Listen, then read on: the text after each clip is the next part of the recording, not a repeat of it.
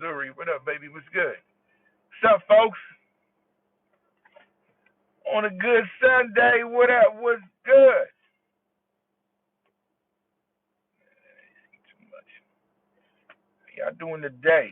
Peace, peace. Anthony, what up? What up? What up? EA Erdy, what up? What up? What up? What's good? Lady Emma, what's going on, sis? What's good? Duckster, Las Vegas in the building. What's good? Like I fed Trinidad.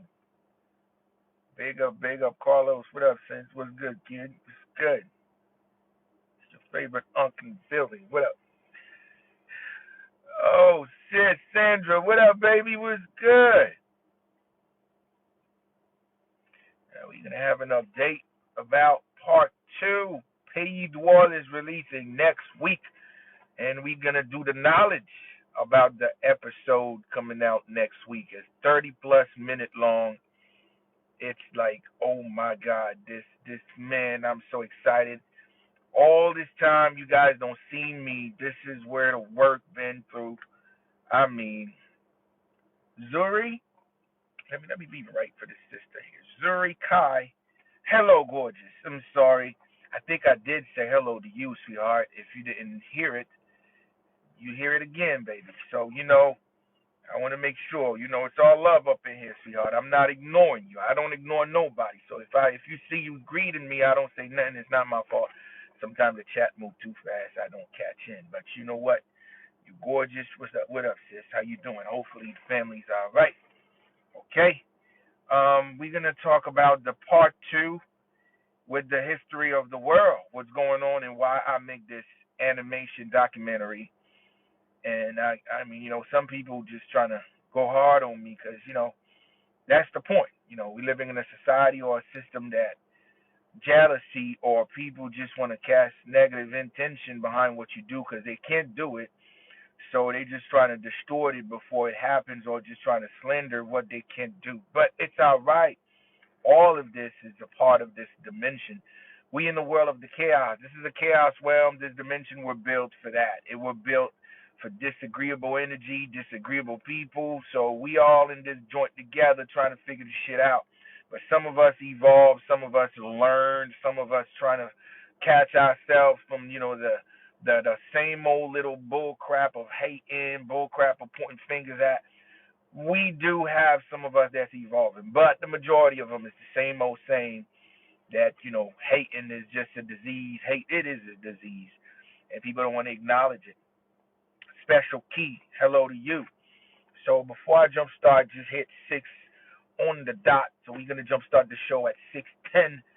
So divine honors to everybody that been with me for a long time, and Taino King, what's good? And I barely do live these days. It's been 2 weeks, and I think I did a live 3 days ago. And I'm still in production, and I just have to step outside, catch a break. And I'm like, okay, let me say a couple words for my brothers and sisters. Jasper Perry, what up, brother? Peace to you. So that's why I show up to just have a few words, because I've been plugged in, channeling, working, and man, that's a lot. But I guarantee you, man, you would never ever seen anything like this. I'm not bragging. You would never seen anything like this. Okay, Jake the Great, what up? Nothing like this ever. You would never seen such a level of professionalism or the level, the history, the knowledge in real time. You finally see, because I've been talking about this for a while, but it's just me talking. But this time, everything I've been saying with evidence, with full blown animation, is in your face. Like, you will see it all. Like, this is the greatest work I ever did. Every time I keep topping myself over and over again.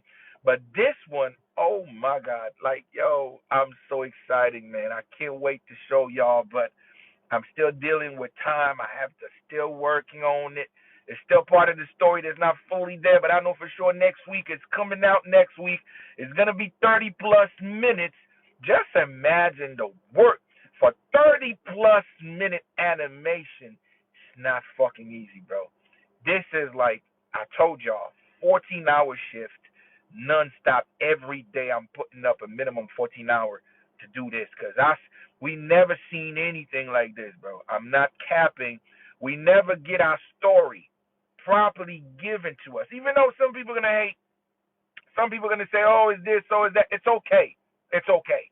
But at least I gave you something to wonder. I gave you something that is probably already sitting to your divine essence, and you just need reassurance to know that, okay, you always been thinking about it, but you never really have the proper evidence to really mesh everything together.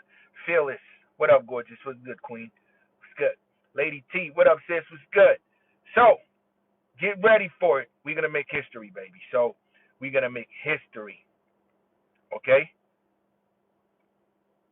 Gemini, you said you learned that Dessalines was a Maison Lodge. I'm going to talk about that. But, it's a lot of things that people don't know. But I will give you clarity about that. So I'm going to make sure I remember that before I leave to touch on that subject that you just bring up. I got you. Don't worry about it. I'm gonna give you clarity based to that. Okay? Doretta, you said you always got my mind working overtime. That's the point, man. That's the point of life. Life is about you clicking because you see what's inside this box? This box is a regulator. It's a regulator. It's not your mind. It's not your brain. Your brain is your gut. Your brain is your skin. That decides for it. This is a regulator. And that's why they've been trying to regulate what you think. They're going to try to regulate how you feel. Because they understand this box is very important. Because they decipher what to do within the body. So for a long time, we spent about almost 200 years of regulate our perspective of thought, regulate how we see things, regulate how we perceive ourselves, regulate how we project our consciousness.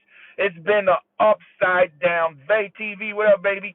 Hey, Vay, sis, my apology. I'm so sorry.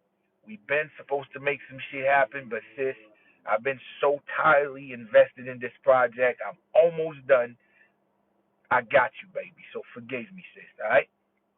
Anyway, shout out to my gorgeous and my beautiful brothers and sisters in the mainland, the indigenous people. Not foundational blacks, but even though some of the people out here still identify as that, not the bigot one, not the bigotry, but still some of them still keep that vocabulary. I'm talking to you. It's all love, y'all brothers, y'all sisters to me, and we all family. I give a kudos and divine honors your way for your beautiful family moving forward. But I give a divine honors to the continent of America, the whole Americans, all my brothers and sisters in the continent, one blood, one indigenous army. Divine honors to all of y'all, man, okay? Because it's going to take a continental effort to change this fucking world, because right now we are derailing, okay? We are derailing in the speed that is, we never seen this before. But again, I'm going to touch on all of that. So let me give a shout out to the deep south of America. Shout out to the south. Shout out to Florida. Shout out to Georgia. Shout out to Atlanta. Shout out to Memphis. Shout out to Louisiana. Shout out to we got Mississippi, Alabama. Man, rep your city, rep your town as you coming up in here. Roll call, Fearless from deep Alabama, the foundation. You already know the deep South Fearless. What up, baby? What's good? Shout out to all my Alabama folks out here. All my Bamas, what up? Okay. We got North Carolina too. We got Lodrick from Mississippi. Man, I'm telling you, foundation of the land of the deep South is out here. One from Alabama and my big homie from Mississippi. You see the marriage between those two lands. It's no joke out here. You already know what it is, man. Dalton the Frog, North Carolina. What up, North Carolina? Deep South is in the building. I'm trying to tell you, man. The wake up call, the spiritual inciting, the spiritual sighting, the spiritual waking frequency. It's always from the deep southern folks of America. Even though the system always trying to point the southerners as some sort of a people that, that the media trying to portray southerners as some, or contrary, uneducated. Nah, dog. The soul of America is in the south, so people can say shit what they want. Okay? Delosa, what up? What up? What's good?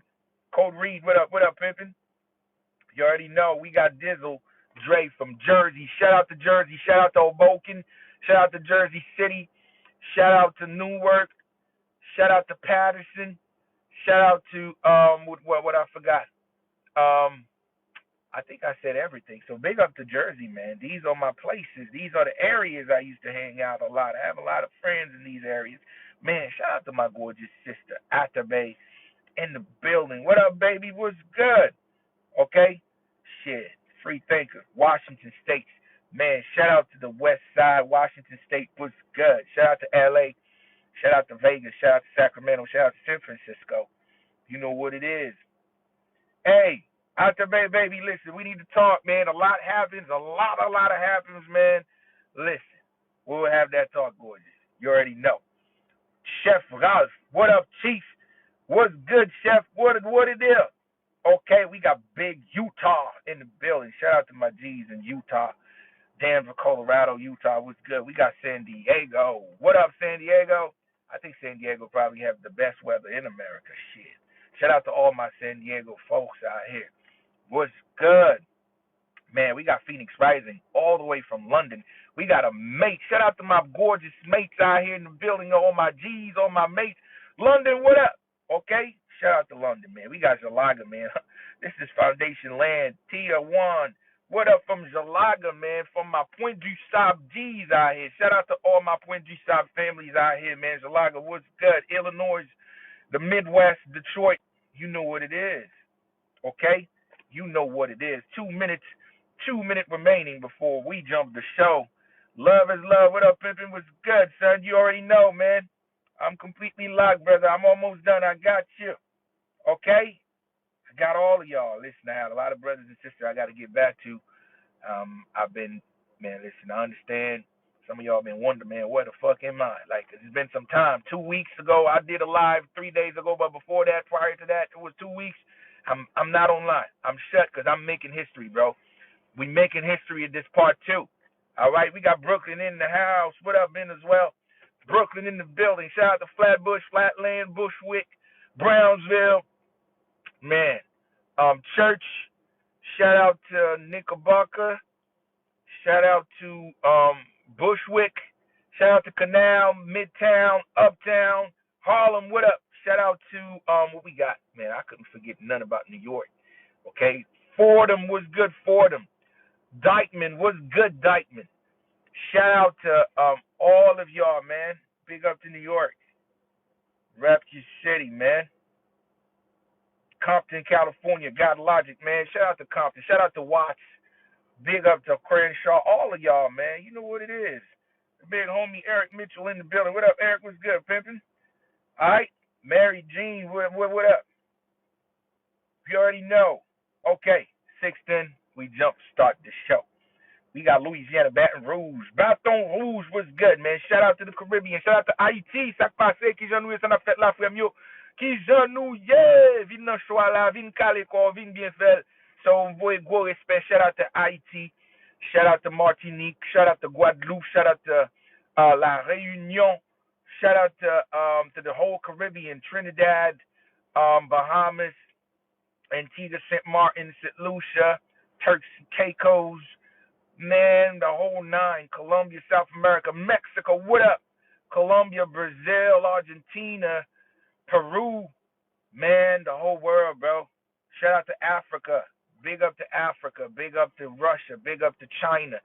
Big up to my Pacific Islanders, brothers, cousins out here. Hawaii, New Zealand, Australia, Solomon Island, the whole nine, man. Shout out to South Africa. My Johannesburg, my Joburg folks out here, big up to you. Okay?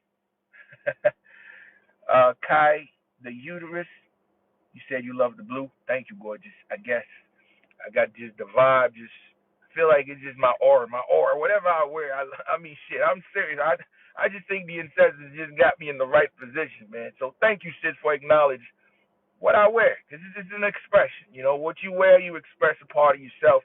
I just feel like, you know, the radiant sides of it, it's just the way it is. So it's good vibe radiate. And thank you for acknowledging that, sis. Thank you. Okay? Now, let's make it happen, folks. Let's just start. You know, it's going to be like, I'm going to talk about the show, but at the same time, I have some current event. I have to give my 2 cents about some shit that, you know, occupy the space of the mind or occupy most of our people's perspective of thought. So this is definitely one of the talk, you know. We got brother Man, brother is no longer with us, man.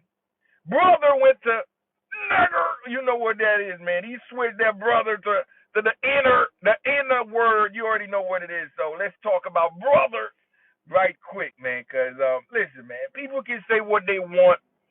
Yeah, we know Hogan. Like, listen, man. For what I'm seeing, I ain't got nothing to say. For the way our people is bashing Hogan, I ain't got nothing to say, and they have the right to do that. You know, I'm gonna be I'll be neutral. I'll be right there watching, but I'm not gonna comment about the situation to say that, you know, they were wrong for bashing Hogan. Nah, dog. This is a very, very, very important subject, and I'm gonna talk about it. I'm gonna really dissect the details because it's very important. Now, for some people, they just look at the situation and just like, okay, he passed and fuck him, and we don't care. I get that. But me, there's another side of things that I'm going to explore because this is how beautiful nature is. And also the system, how the system, see, what happened to Hogan, this is what we expect to keep happening. See, I feel like Mother Nature is the ultimate story behind his lifeline. Okay, but now let's do the math about Hogan. Man, listen, all of us have a Hogan inside of us. I remember me growing up. If you talk about wrestling, anything about the wrestling system, Hogan was the face. I mean, every kid, I was a kid. I mean, everybody loved Hogan. I understand now because I know some of us are going to still hide that fact or hide the truth about Hogan growing up watching the WWE, whatever you want to call it. We all was a fan of Hogan. He was the face, and as a kid, all of us loved him. But now it's something different now. Now, from what we know, for what we know now, as far as being an adult and understand what's happening. But this is America for you. America, shout out to my gorgeous sister Vera in the building. Comment vas-tu, ma belle, hein? Bienvenue aujourd'hui. Hein? So what I'm just trying to tell you is that a lot of our favorite artists, entertainers, they all racist.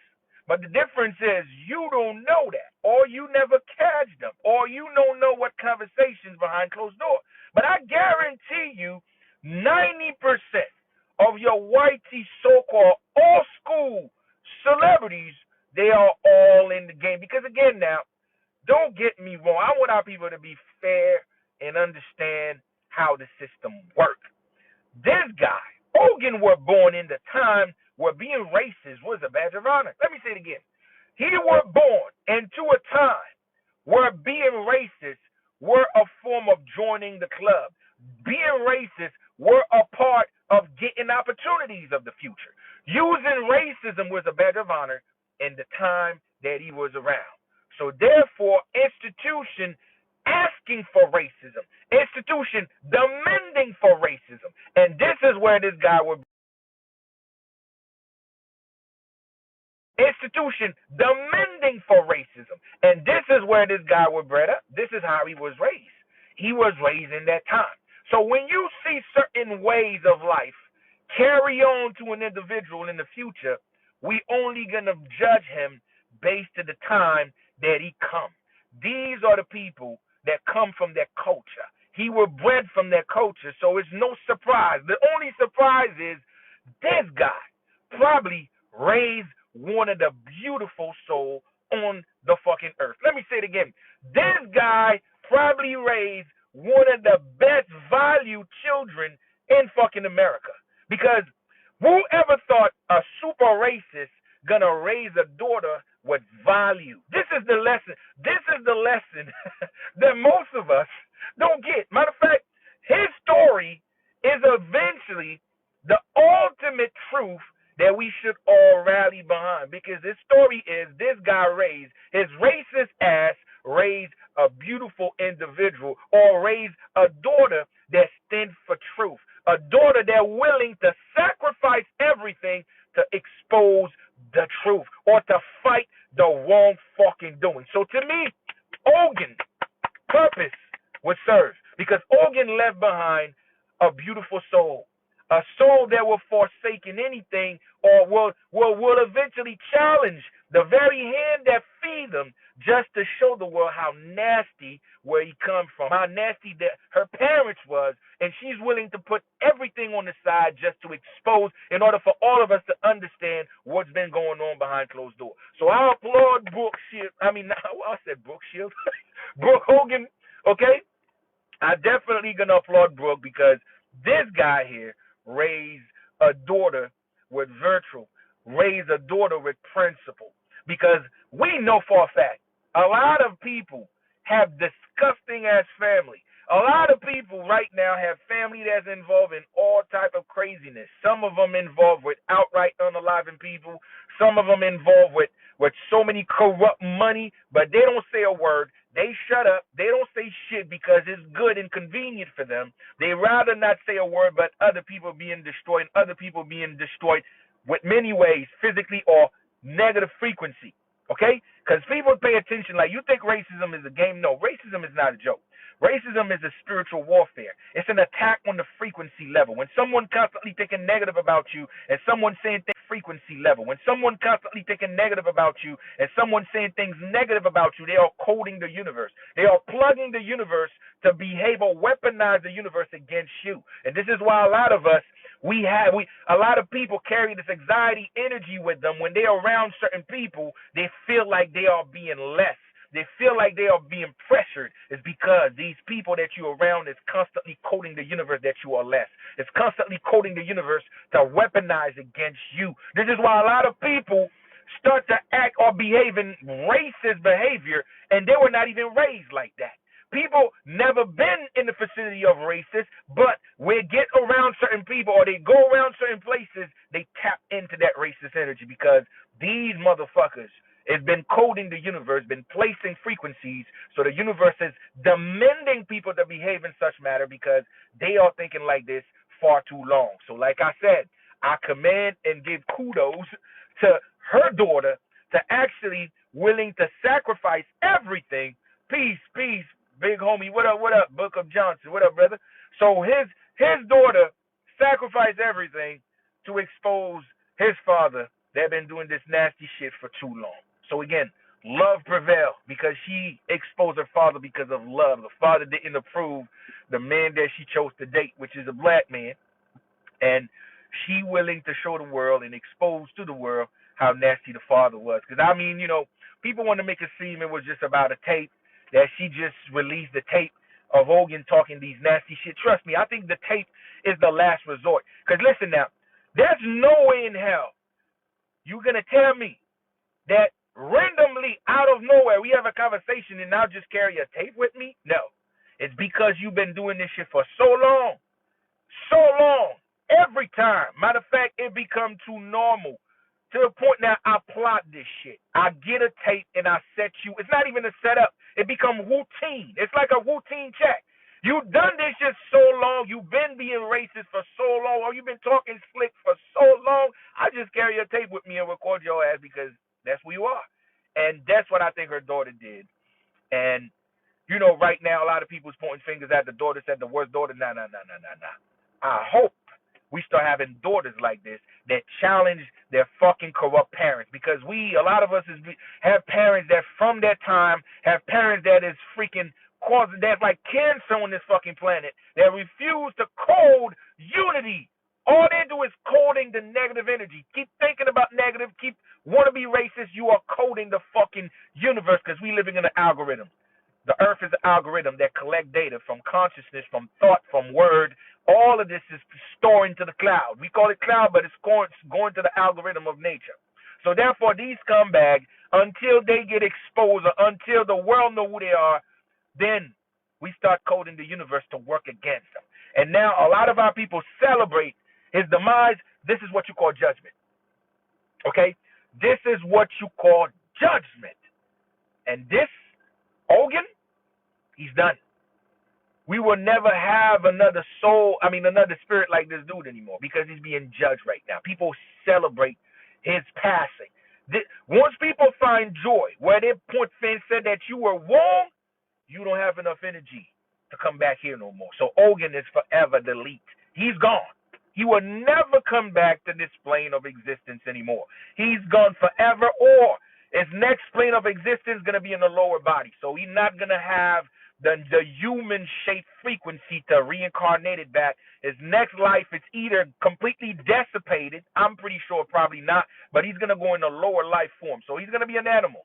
He's going to be in the animal world. We don't know what type of animal, but yeah, he's definitely lost his human body. He's going to go to a lower life form now because people celebrate your demise. That means people don't want to give you energy to even absorb the cross. So you don't have enough energy to cross the plane to keep this 3D body. He's stuck. He's going to have to start over, pretty much going to a lower body. So this is what I've been trying to tell people. Fuck around, you're going to find out. Thinking that, yeah, you're in a better position, you have money, or you...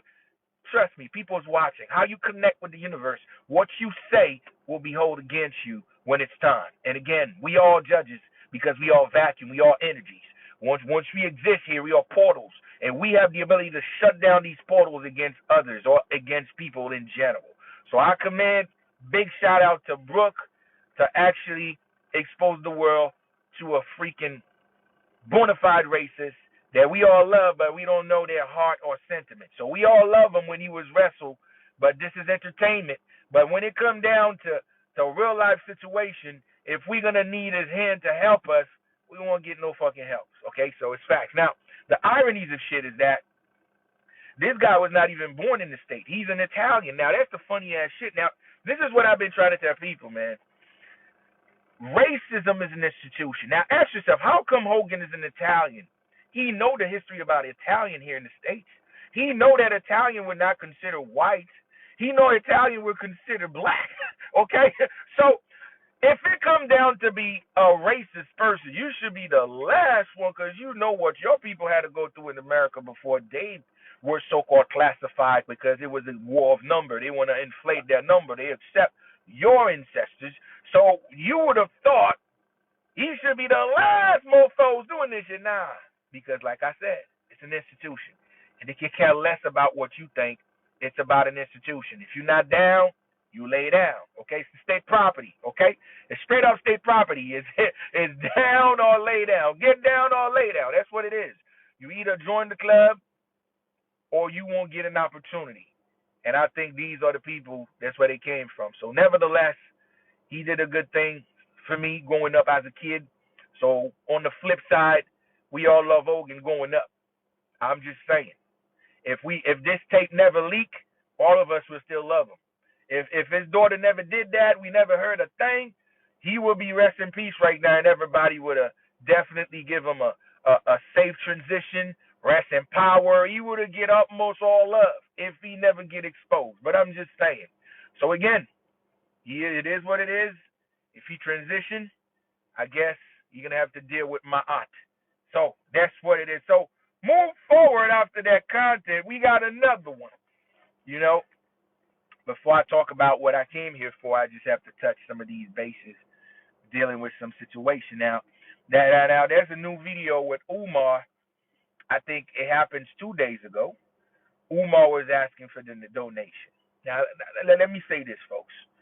Now, it's not a problem for people to ask for help. Because that's life. Matter of fact, we've been supposed to been asking each other for help because we are all a big family and community. We should look out for each other. If somebody going through some shit right now and they are asking for help, I will help the best way I could because this is what they don't want us to do. They don't want us to feel like if we going through some severe problem, we have a way to ask for help. So I got no problem for him asking for help.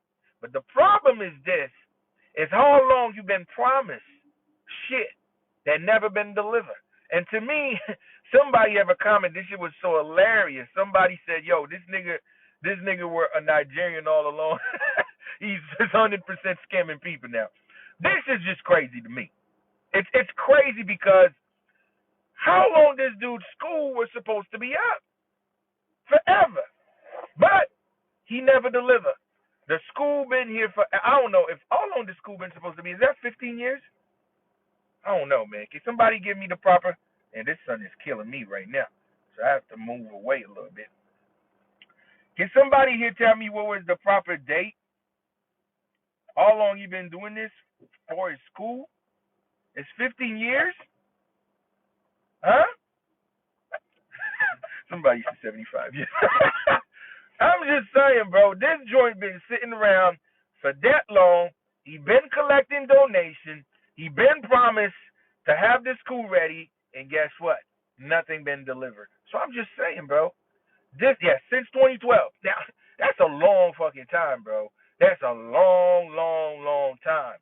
So you would have believed that you've been asking for donation and people been delivered. I mean, you have people that deliver for a long time, and you never, never, never had the school open, and you're still collecting donations for school and still making promise. Come on, bro. It's obvious. Everybody gonna point fingers at you saying, "Yo, you scamming." Yo, you just asking people for money, but you ain't doing shit. So to me, when I saw this, it's almost like, be careful, okay? Be careful of what you do, because what you do gonna hold accountable, gonna hold against you, and I feel like that's what it is. It would have been no problem for people to donate to his cause if he delivered, but you not delivering for too long, and you still asking people to the point now you are straightforward asking people for money, and you've been everywhere from Breakfast Club, you've been doing, and then you, like, come on, dog. Now, this is what I've been saying. We in the last days. The last days doesn't mean the end of the world, because that's what people love saying. Every time you hear the word last day, they're assuming it's the end of the world. No, this is not what we're saying here. We in the last day of exposure. They are exposing everything. Everything that is not right is going to get exposed. Everything that is corrupt going to get exposed. This is what we are in. We are in the time of revelation. Everything has to be revealed to the public. We in the end time. The game got to come to an end, because the game is artificially created. This game is not real. We living in a false timeline. This timeline is corrupt. This timeline is lies. So the revelation only mean they are exposing every goddamn stone have to turn. And this is a part of the stone. This is a part of revelation. We see Umar for exactly what he is. He's been nothing but a grifter. He's been nothing but somebody that's using a system or hiding behind a system to pimp people. Simple. They all pimping. Now, let me say this. There's another video. I just saw it. I don't know if this video was just released or it was from 2 days ago. I don't know how old is this video. But this happened to be his baby mom. His baby mom. And his so-called baby mom worked with federal. I don't know. If I'm wrong, I hope somebody here correct me. But I think the baby mom worked with feds. If she worked with finance and federal, I don't know. But she stated that this dude is an agent. I mean, shit.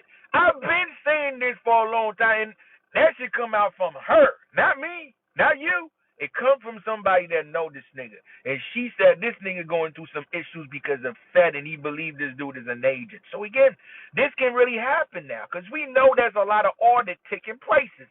And we know with this so-called new Trump administration, there's a lot of shit that they are checking, they are crack down on certain things. So again, I think that's what it comes down to. And everybody know this name, Umar Johnson, is not his real name. Okay? It's not his real name. His name is Shoemaker. Okay, Jermaine Shoemaker. That's his name. Jermaine Shoemaker. The whole facade, Umar Johnson, it's an alias. This is a character playing. I'm just saying, okay? This is a character playing, and the character is simple. It's to make you become an African. It's to denationalize the indigenous people, okay? Still, not Tariq telling you are black. Foundation pretty much mean the update version of J.C. Jackson. Remember, they all players. Once one of them is leaving, they have to recycle. So Umar is none other than the recycling of Marcus Garvey. And then what we call Tariq is the recycling version of Jesse Jackson. Still the same shit. They have to keep updating different faces, but the same agenda. They have to keep pushing, because the next generation have to still fall under the spell, and that's what they are doing. They all agent, just like Tariq. That's not his name. His name is no Tariq Nasheed. His name is some shit else. Some people said his name is Sanders, something Sanders. But like I said, that's who they are. These are agents. These are players. These are actors that is performing. And the performance is us. Pretty much, they are giving us titles, giving us dimensions. And each of these dimensions, each of these titles, once we agree with them, then we volunteer to join that dimension. Once we agree with what they're pushing, we volunteer to operate on that timeline. And that's all it is. These are timeline builders. These are artificially timeline peoples. They want to keep you into these bubbles of timeline and for their shit to operate the way it is. And since they all want money, it's the same. Money is energy, so it doesn't matter. Money's still going to be a factor because money is energy. And they make money the normality of life. If you don't have money, you can't live. If you don't have money, you die. So therefore, it is a way of life. Of course, it's going to come down to that. That's why all of them is doing it in the first place. That's what the job of an agent. They all been bought. That's why they call them sell out. They sell their will to perpetrate a false reality against us because it's still a business. He's getting paid. All of them. Matter of fact, that they have somebody hacking. Somebody have a database system showing you Pan Africans do get paid in an hourly basis. That means they were hired online to push this African thing. These are people they paid for. So, like I said, it's a system, and they all sell out. The sellout means they are selling you a false identity. They are selling you a false notion, a false timeline, because that's the goal. The goal is timeline. Now, what is timeline? Timeline is varied with so many attributes, so many ways that operates a timeline. See, the fact that you believe, I'm sticking around with Tariq. Let's talk about Tariq. Tariq selling you a new timeline. The timeline is Black Foundational American. Now, what is that timeline? It's a new timeline that told you that we are our own, and we black pretty much means still. They keep the black. Both of them got the same shit. Both of them got one code within their movement that linked them together. Even though you saw them separately, but they both doing the same work and they both in it together. Don't believe the hype because that's the law of causality. You got to separate them to sell you an illusion of an illusion of size. It's the same thing in politics. Democrat, Republicans selling you the disillusions of parties, but in reality, it's the same thing. That's the same thing about those two. Umar telling you Black African. He got the term black in there. Once you see the term black, you automatically know this shit don't make sense. It's actually attack your true nationality, so you should get that.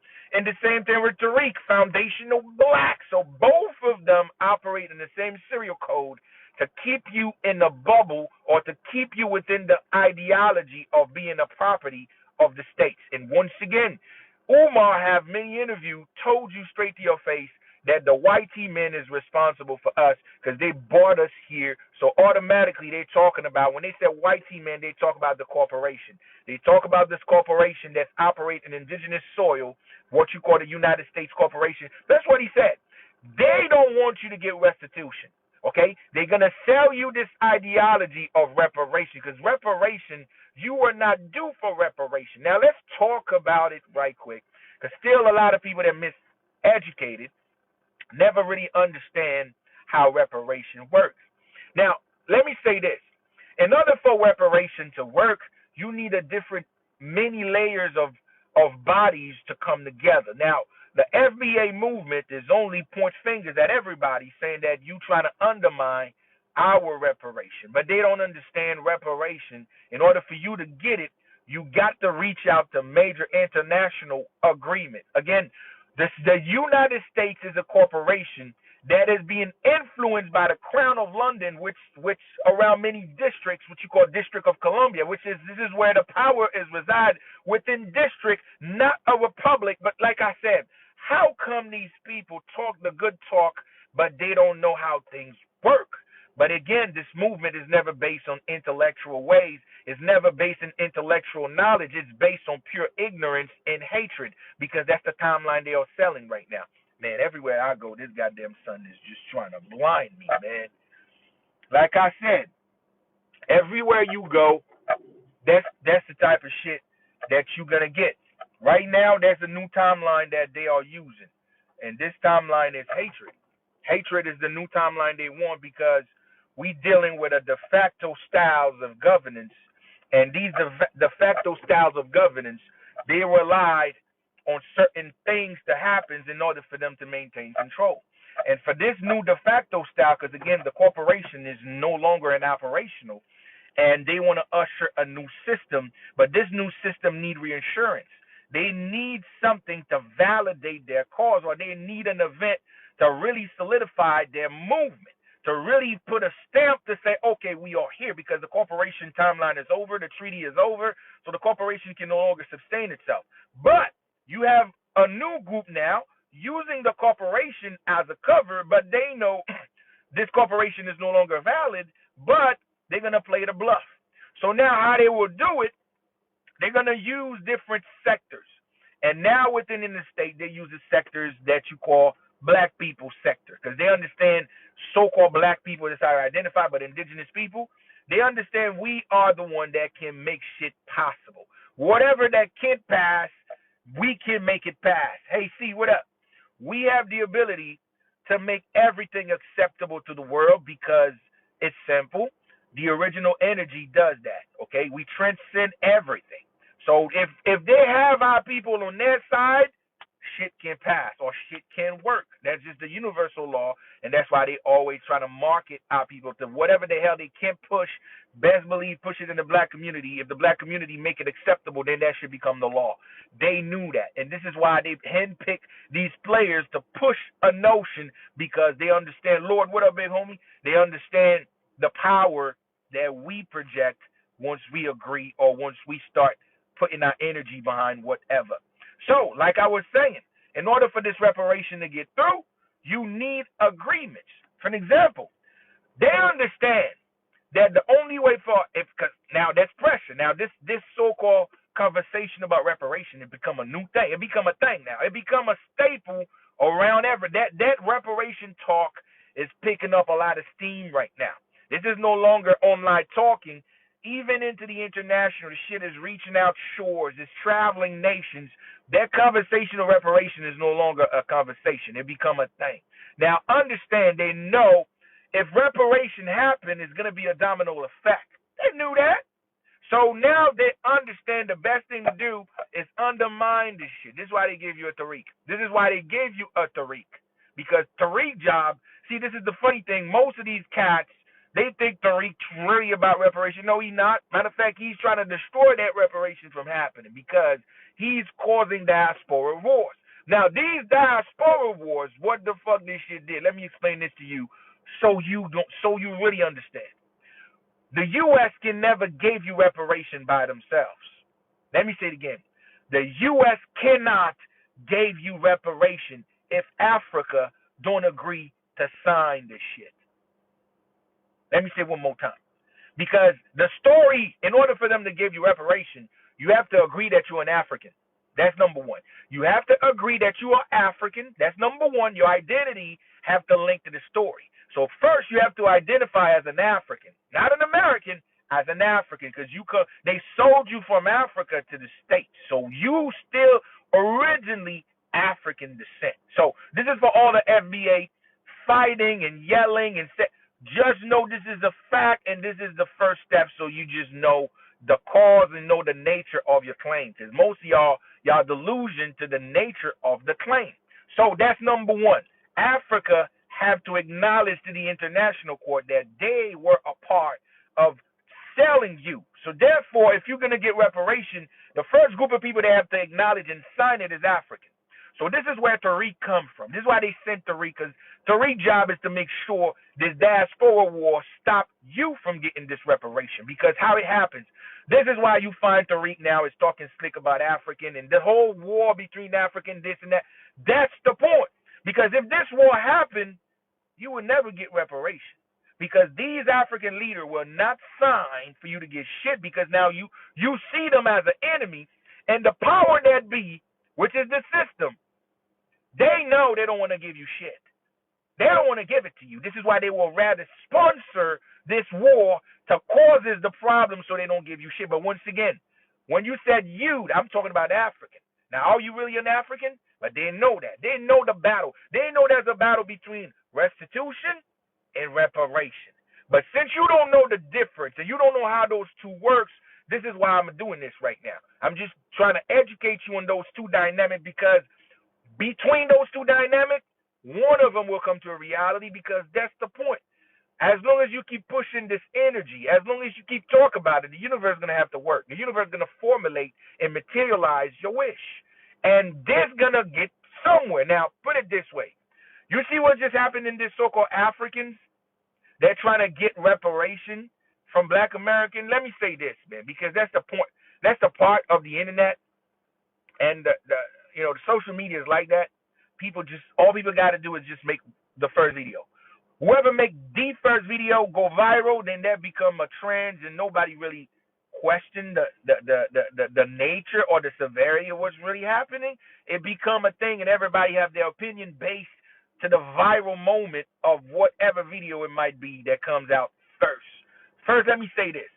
There's an agenda to move y'all here. Let me say one more time. There's an agenda to move indigenous American people today, reclassify, like I said, reclassify, because that's the point. They have to keep reclassify you. So you went from Jesse Jackson, African American. Now you went to the new Jesse Jackson, known as Tariq. Now you call yourself foundational Black American. Now that becomes the new classification. Now, what is the title behind the new classification of foundational Black American? We build America as slaves. We were the one enslaved. We can check, we can trace, or we can track our lineage from chattel slavery. This is the new classification. This is the new title. This is the claim right now. So therefore, the system automatically watching all of us fighting to claim that, so they don't have to make no effort. They just sit back in the back, the indigenous army, what up? They just, wait in the back and watching you claiming your own future. They're watching you claiming your own fate, because that's what they're about to do. So therefore, as you claiming and fighting, saying this is who you are, they know exactly what to do now. You know what? What you saw with this so-called new African thing, that the so-called black reparation is being absorbed by these African nations, this African Union, let me put it this way for you. This is the truth. Now, the only thing that is not true is the fact that you say they trying to undermine Black American reparation. No. Biden already signed that. Biden sent $70 billion, gave the African Union $70 billion. It's not a game. It's not a game. They are preparing to ship you off. Let me say it again. They are preparing to say that they're about to give you your reparation, but you got to go to Africa to claim it, because they're doing it right. The plan is simple. They're about to ship you off. I'm telling you, that's the game plan in the first place, and this is what Tariq just did for you, and you don't know that. Okay? They just got the game plan to ship you off, and you don't know that. Okay, because you've been blindfolded for too long. You've been so focused about hatred, not educated to understand that there's a hand behind this movement. And they're about to really be successful with it. But you don't see this shit's coming, but it's coming. This is why they got all your so-called big-time institution in the state. Social, what up, baby? Janice, what up, sis? That's why all your major institutions, it's no longer indigenous American running them. Matter of fact, all the major institutions is Africans that's running them in the States. From your magazine like Shade Room is African. Media Takeout is African. Essence Festival is African. Matter of fact, I think it's one of the major record labels. I don't know if it's Universal Group, African. Empire, one of the largest distribution, African. I don't make this shit up. Go research it, you'll see. Almost all the institutions of the backbone of the entertainment or the culture of indigenous American, the so-called Black American, has all been given to African. Why they do this? It's assimilation. They are prepping you up to assimilate you out of here. Let me say it again. They are prepping you up to assimilate you out of here. That was the plan in the first place. They're going to give you reparation. The only difference is you're not going to get it here in the States. Matter of fact, that's why these money, I told you, these African Union is to what? economic system. That means they're going to create a banking system where these banking system going to be catered to get you out there to receive your reparation. And they're going to tell you too, just like they did with the Japanese. We've seen this before. Where do you think those Japanese get these reparations? You remember the U.S. gave Japanese reparations? They didn't get the reparation here in the States. They went to Japan to receive the shit. And they make sure this institution was based in Japan to receive it. Oh, they have that blueprint already. So that's the same thing they're about to do with this reparation. They're gonna have that blueprint ready, but you're gonna have to go to Africa to go get that reparation. Oh, it's gonna happen. Because they making rooms. You just don't know it. They're making room. They know something's gonna go down. This is how Mother Nature works. We are tiny cells inside of a living organism they're called Earth. Earth is a sentient being. So how we feel is how she behaves. We are cells. Just like inside of you is the white cells and red cells, that's us. We are cells inside of her. So our behavior is very hatred and agitative. Okay? If you look around, if you pay attention to the atmospheric vibe of the earth, this is very conflict, confrontational. Everything is conflict right now. So when it's conflict, it means it's a bubble gut. That means Mother Nature is going through some turbulences. She's going through a bubble gut nature. It's like she just having this uneasy moment where she don't know what to do. And what she's going to do, she's going to start defecating. And your defecation is natural disaster. Something major about to go down because our mentality, our behavior has influenced Mother Nature to a highest level. And this is why they're doing this. They are pushing hatred. They are pushing division because it's convenient for them. They're prepared, but we're not prepared. And they are spiritual. They know the outcome. They have the spiritual language of how things work. So like I said before, yep, the Yellowstone volcanic eruptions. Listen, you have no idea the power of the mind, the power of the desire, the power of your feelings. How you feel is actually influenced the earth. And right now, they make sure the original people fighting each other. They make sure the original or the oldest people having a wrong type of connotation between each other. Everywhere you go is war. Now, you have some people that even come to me. They say, oh, man, you even help to the cause. I'm like, nah, I educate. When me and an African brother having a problem, we having a problem of education, but I don't have no problem to try to disrespect, unalive, or don't want to see them prosper. No, this is never me. It would never be me. I'm too educated and spiritually inclined to be like that. We're going to have a problem about me telling you the truth about my people in the continent. So when it comes to be educated, so we can have a disagreement on that level only.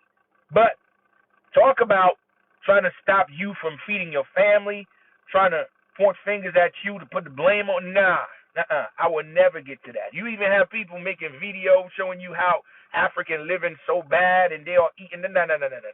The degradation shit, I don't get down like that. I will never get to that level.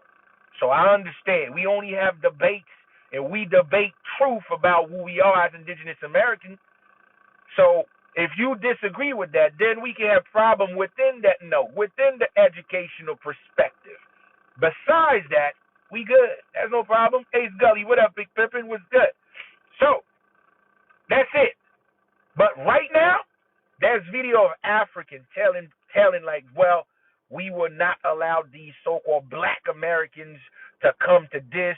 We gonna prepare. They even trying to bring the Caribbeans to this shit. I've seen this African lady say, oh, all Caribbeans and all of us, we the majority, we gonna come. This is what the fuck they want. Now ask yourself, who the hell is these people in the first place? They all fucking agents. That's the point. They all agents. Like I said before, ask yourself this simple knowledge. How many of us using African businesses in the regular? I'm being real and honest. I never use an African store. I might use an African gas station by accident, but we don't use African product in the regular. We don't. It's not a problem with my African brothers, but it's the culture. I grew up on stuff here. I grew up in soul food and Caribbean food. talking about.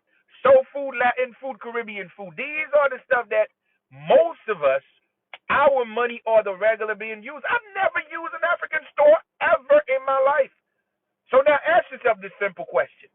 How the hell we gonna boycott a group of people that we don't even use them in the regular? Is this shit really about boycott or is a spiritual boycott? Let me say it again. Is this shit really about boycotting people or is just a spiritual boycott? They want us to really hate each other. I think that's what it comes down to. I think it's a human boycott because the people that really causing problems, we never boycott them. Matter of fact, we embrace them. But you talk about a group of people that, like I said, we never use their stuff at all. The only time that I heard about African is women. And not every woman, some. Some will tell you, well, I'm going to go get some African braids. Some. The majority of the women that I know, they grow their hair. They don't use weave. They got their natural locks. And if you talk about locks, we don't go to African for locks. We go for Caribbeans for locks. I'm just saying, bro. I'm telling you, this shit don't add up. It's by design. It's a psyop. And it's designed for us to fight each other. It's designed for the American people to divide itself because the enemy know they will not be successful. If we divide it, they will be guaranteed 100% to be successful if we are divided. But if we are together, because right now, look at the energy of America. America is up for grab when it comes to the consciousness and when it comes to the numbers. And anything to keep us in a very, very low number mentally, because it's always been a mental game. Okay? All of these war is a mental war.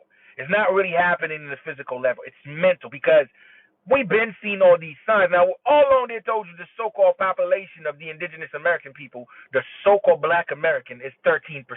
So you really think our people been 13% in the state? Huh? You really believe that? That's the point. Psychological warfare. The war of context. They know the word is more powerful than your action. Because before you have action, the word comes first. So therefore, they understand this is how things work. Man, somebody hating on the live, folks. Somebody just reporting my joint. Oh, come on, dog. How you gonna hate on a live like this, man? Everybody drop a rose. Drop a love. You know what to do, man. We had to make the live. Let's get back to the algorithm. Let me try to match this damn thing. How you gonna hate on a live like this, man? This shit just don't make sense, bro. I mean, goddamn, bro. I mean, goodness, man. You gotta have so much hatred in your fucking heart, bro. I'm barely online. I'm gonna keep saying this over and over again, bro. You saw me like, bro. It's been 2 weeks since you seen my face, bruh. I'm busy. I don't use this. So therefore, if I show up and you still carry the same hatred towards me, bruh, man, I'm living rent-free into your brain, son. So let the universe do what it does, okay? So whatever negative energy you throw my way, may this shit embrace your weak ass for the rest of your life. May obstacle and hardship become the normality of your life. And keep on doing your thing, and you're going to stay miserable for the rest of your life. All right? Let's keep on going. Anyway, like I was saying, this is a number game. This is a psychological game. They want to use a war of context, make us use word to fight each other through word because they know if we engage in word, the universe is going to have to materialize itself in these engagements of words. And like I said before, we don't go to African stores. We don't go to African mini stuff. I'm not saying we don't. Some of our people do, especially in New York. If you're in Harlem, there's a large amount of African markets and African involvements in New York. That you can say, okay, in Harlem historically, you can get that. But the traction is so minimal. I think this is only a 2 to 1% traction in our entire states.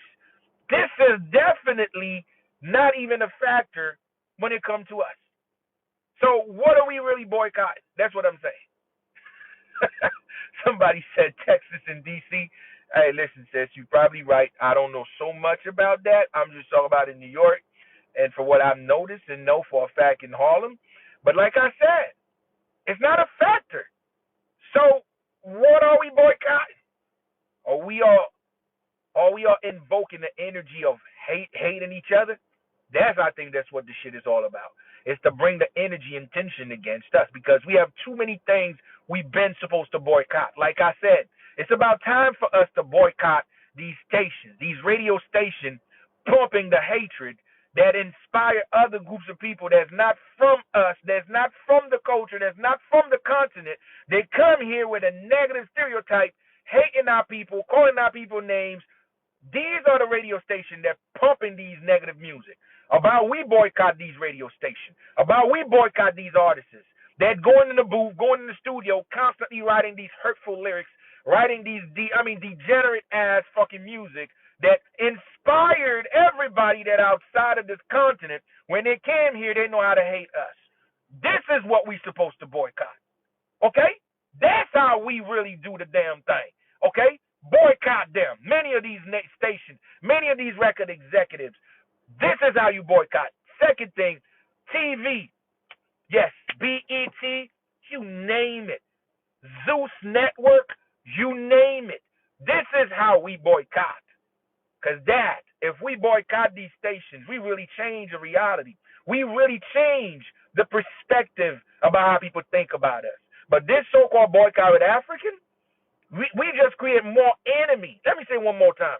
We are creating more enemy that we can deal with. And for some people that don't get it, let me explain this shit to you. You think the YT system is so untouchable. You think it's because of them only making this system so and very good operational system? No. They have allies. And their allies come from every walks of life. They don't care if it's Asian, African, Black. They don't care. They're going to use anybody, as long whoever it is, helping them being where they need to be. You one of them. So what's up with us? Why we cannot do the same? Why are we going to see our African brothers and sisters as an enemy now? This is ridiculous. When are we going to evolve? When are we going to finally understand the real art of war? The real game. What is the name of the game? Number. It's a number game. So like I said, yes, a lot of our African brothers and sisters talk shit about our people here. Yes, a lot of African brothers and sisters been ignorant about shit. But guess what? We can talk about it. We can bring each other to the table and correct this shit as men and women, as adults. This is not a major problem. This is a lightweight problem that we can fix. But this war they want to have, this shit don't help nobody but the enemy. This shit don't help no one but the enemy. This is what I'm telling you. It's just facts. Okay? Because, like I said, the only disagreement we can have with an African is an African telling us who we are. For an African to put claim on what we do here. That is minimal. Yes, we can argue and we got facts. We can prove to them with historical facts, with evidence, whatever the claim they put is not that. And you know what can happen after that? We can agree and disagree, but one thing for sure, we can move on as human beings. We can move on together in the future because you don't have to like me, but we can come together for a greater cause. Because what I'm trying to tell you, they're looking at the projection. You don't see the war taking place. You don't see the art of war drawing in the board. Now, what is the art of war? Let me explain it to you because a lot of y'all is so ignorant about it. Or maybe you don't see the severity of the game of chess. It's a 3D chess taking places right now, but you too far gone and you don't get it. For an example, the largest population in the world right now, the largest population of the world right now is African.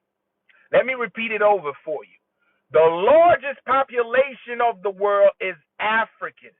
And they got the youngest one. That means they are young and vibrant.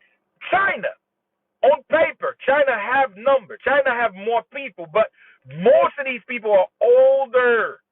Most of these people are older people. That means they don't matter. So therefore, if you chop down all of these old people, Africa is the majority of the population of the world. If you remove all the old people, Africa will be the majority of people of the world. This is what these folks is looking at.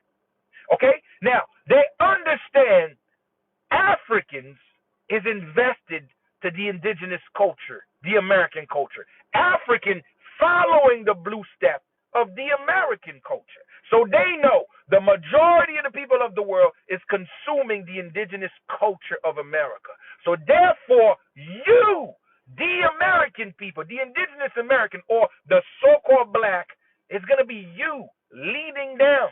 Let me say it one more time. The problem is the majority of the world have someone guided them, which is you, because you are the culture.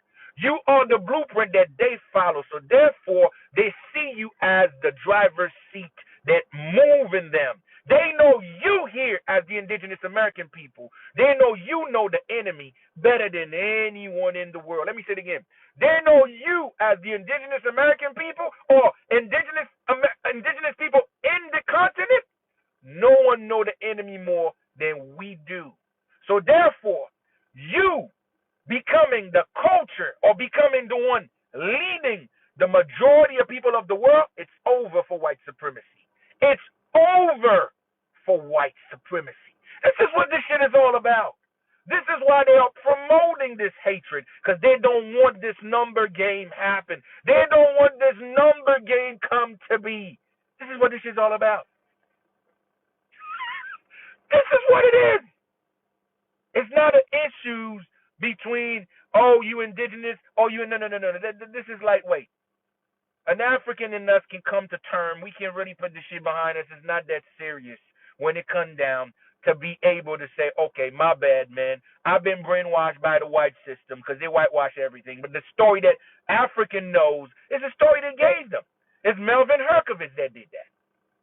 So we can elevate bypass that. But the enemy knows the same mistakes that we have in the past. If we come together this time, it's over for good. And the goal is they know indigenous American people, the so-called black American, have too much influence in Africa, have too much strong tide in culture as far as Africa consumed too much black American culture. That's the problem. So therefore, they want to start this war because they know black American, I said black so you know, will be the one in the driver's seat helping or using the African energy to really destroy the system, because the only groups of people that know the system better than anyone is the so-called black American or the so-called indigenous people of the continent. Nobody know the enemy like we do. So this is why this war, this diaspora war, is being funded, is being influenced by all of these punk-ass jokers because they don't want this global unity. Because what is that global unity? I've been calling it for a long time. The empire energy is back. That's what the empire is all about. The empire consciousness, the empire state of mind is back. Okay? When we have an empire, the enemy was not running shit. This is why they are funding the diaspora war. So when it come to me, they can miss me on that bullshit. They won't see me. Okay? They will not see me. And I'm not going to bring no negative energy to that. Whatever disagreement we have, we can bring this shit to the table. We can discuss it. We can come together as human beings, not savage. So you mean to tell me that I come from kings and empresses, and now I don't even know how to conversate with each other over dialect, over context? That I'm supposed to hate you over somebody's lies? No, I can't do that. I'm too educated for that. I'm beyond that. We're going to agree to disagree, but at the end of the day, we have a bigger picture. And the bigger picture is we shouldn't live the way we are living. We are being victimized by a global unity that we never been involved in. We are being victimized by global unity that we never put into motion. The last time we have global unity, we run a fucking world. We have an empire. But the system divide and conquer us, and they want us to repeat the same old trap, The same old crap that got us divided and we fall. I can't do this shit no more.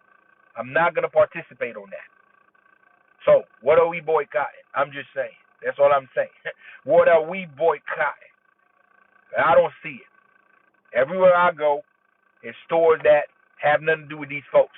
But we have a tons of Asian stores, a tons of stores with hair, a tons of Chinese shit, collecting billions in our community for eons of time.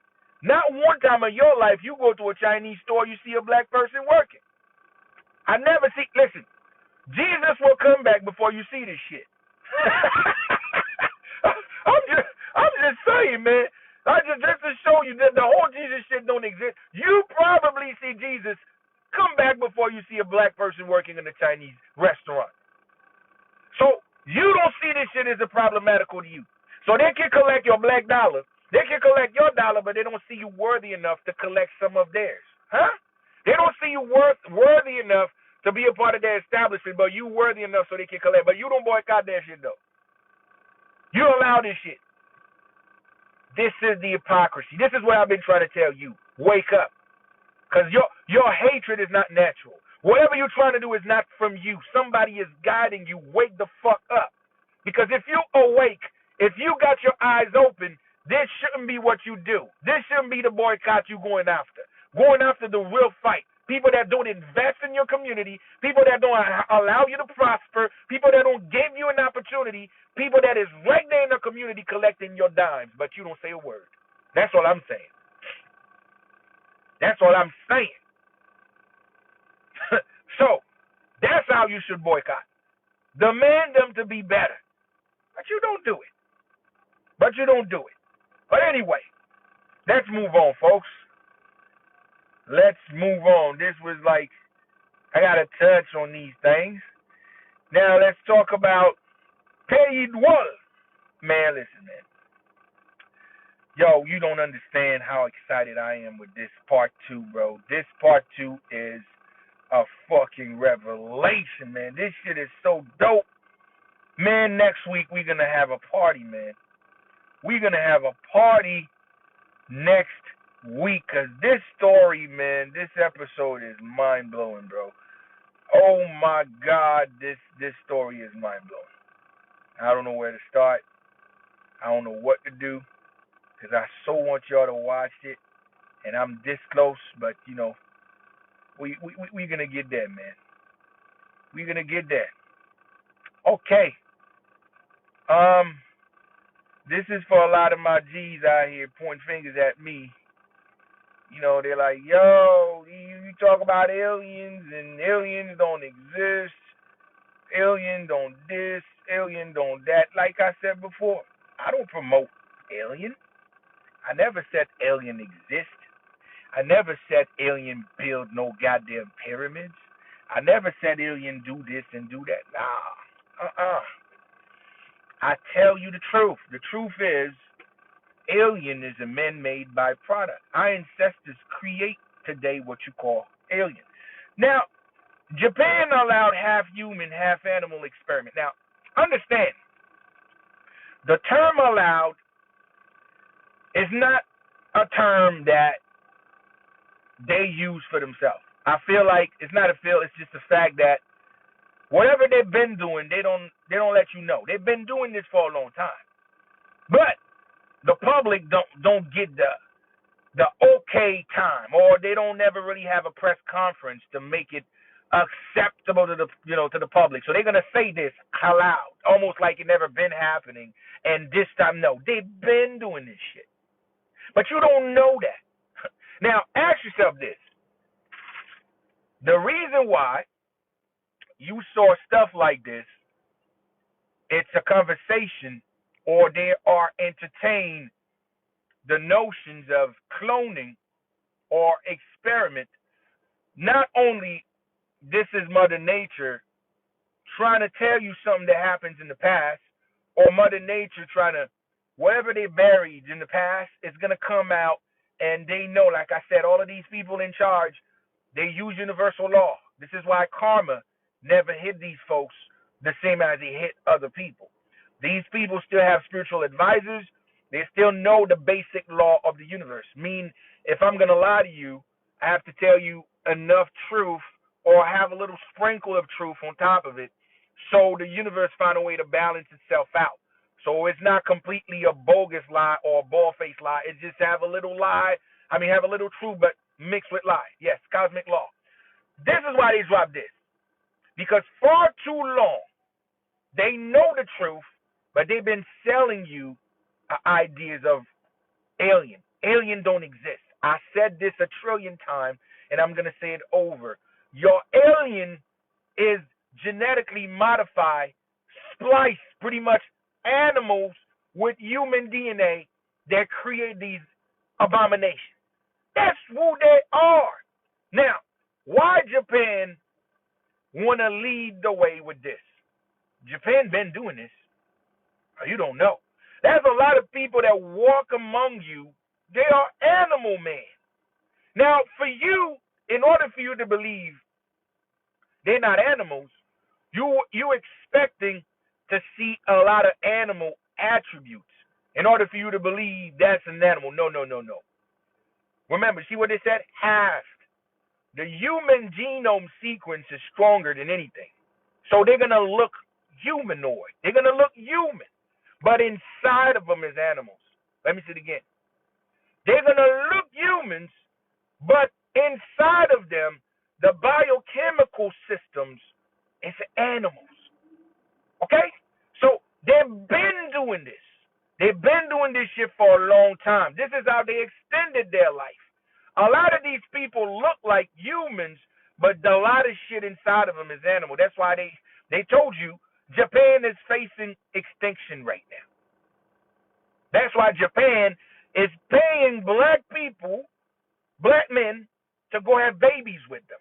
We are in the great genetic reset. And that's what it is. Because these people were not organically built. They were a part of the mankind process. That's what they call mankind. That mean is a kind of a man. He's not all the way that. It's mixed, and they had admixture.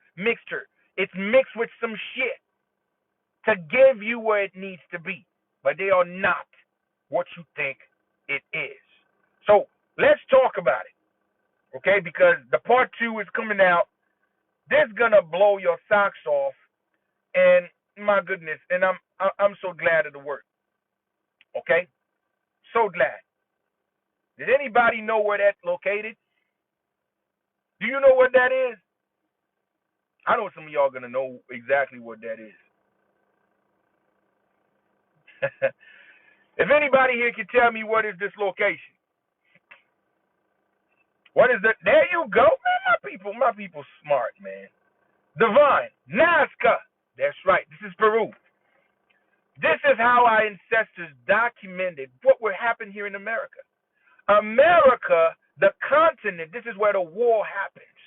Okay? And I'll show you this on the documentary. Go watch part 1. Okay? This were a site of genetically modified creatures. This is for all the people that think I'm making shit up. No, this is the ancestors' memory that I'm sharing with you. What you see, these glyphs, these are artifacts, or it's a form for our ancestors leave behind the documentation of what's been happening on Earth. Let me show you all the glyphs so you understand all these genetically modified creatures. Okay? All of these glyphs, it's a story they are leaving behind. It's the story of the Earth, what's been happening over there. Because at that time, they were doing mass creation. That's what your Bible calls creation story. That is what's been happening. It's happening here.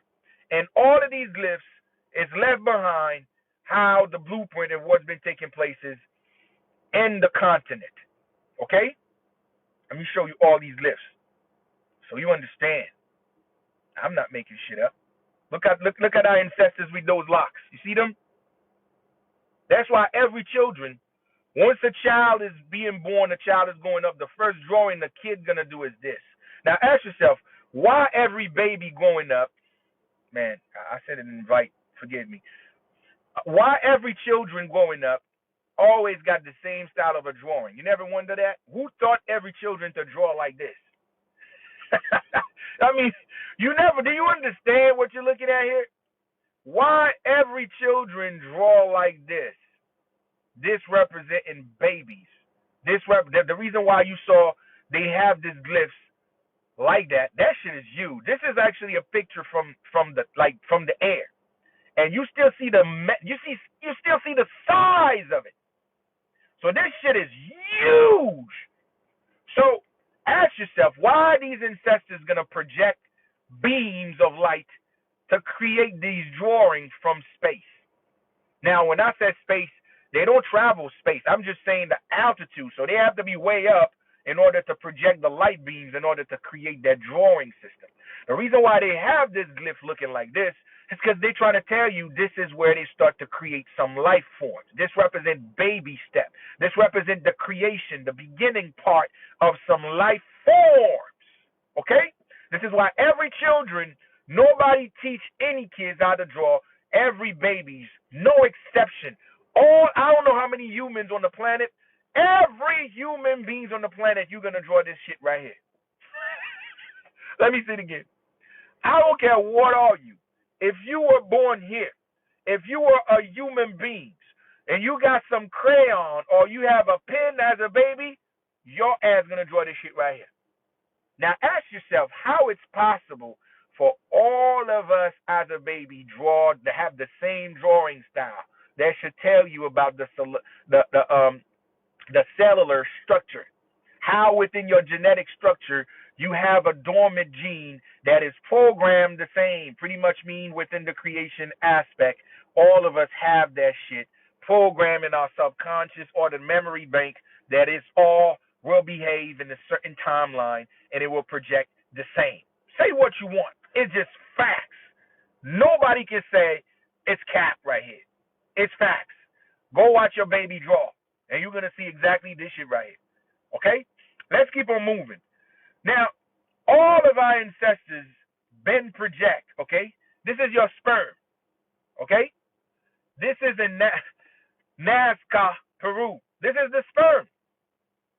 They put the whole process in the sky, and they project it down to the earth. It's right there. Okay? You see it? This is all the process of genetically altered into creation. Look at creatures. These are creatures. They created. Then I told you this is why ancestors came here for. They came here because they want to create life forms. Because they want to purge demonic spirits. Because energy cannot be destroyed. Energy is forever. But you can redirect energy. You can dissipate energy. And you can trap energy. Okay? So they came here to create life form. And these are the life form they're showing you all over Nazca. Because America is the garden they were talking about. This is where all life started. When you talk about the creation of life, it was in the continent. Let me show you more. Okay? So you understand. This is what you will call your mer folks, your mermaid. If you would call it like that. Okay? They depicted everything right there on these mountains. They left behind intricate drawing, but they left it as baby drawing so everybody can understand. Okay? So they don't want to go full scale, showing you 3D print because they can do that. Completely draw like the full amount of the drawing so you know exactly. Nah, they don't want to scare you. They give you baby shit so the mind can perceive it in the baby steps so it's not harmful to your understanding, overstanding, and understanding. This is why they give you baby drawing. It's not because they're not advanced. They understand how the mind operates. They know if they gave you the full form exactly how it looked, you will run. Matter of fact, you will deem this place as evil. You will deem this place as crazy, so you're going to run away. You will never get to find out what really happened. That's why they're giving you in the baby step or baby styles of drawing. Look at this. These are your so-called aliens. But they are not aliens. These are genetically modified creatures. They show you all of them. All of it.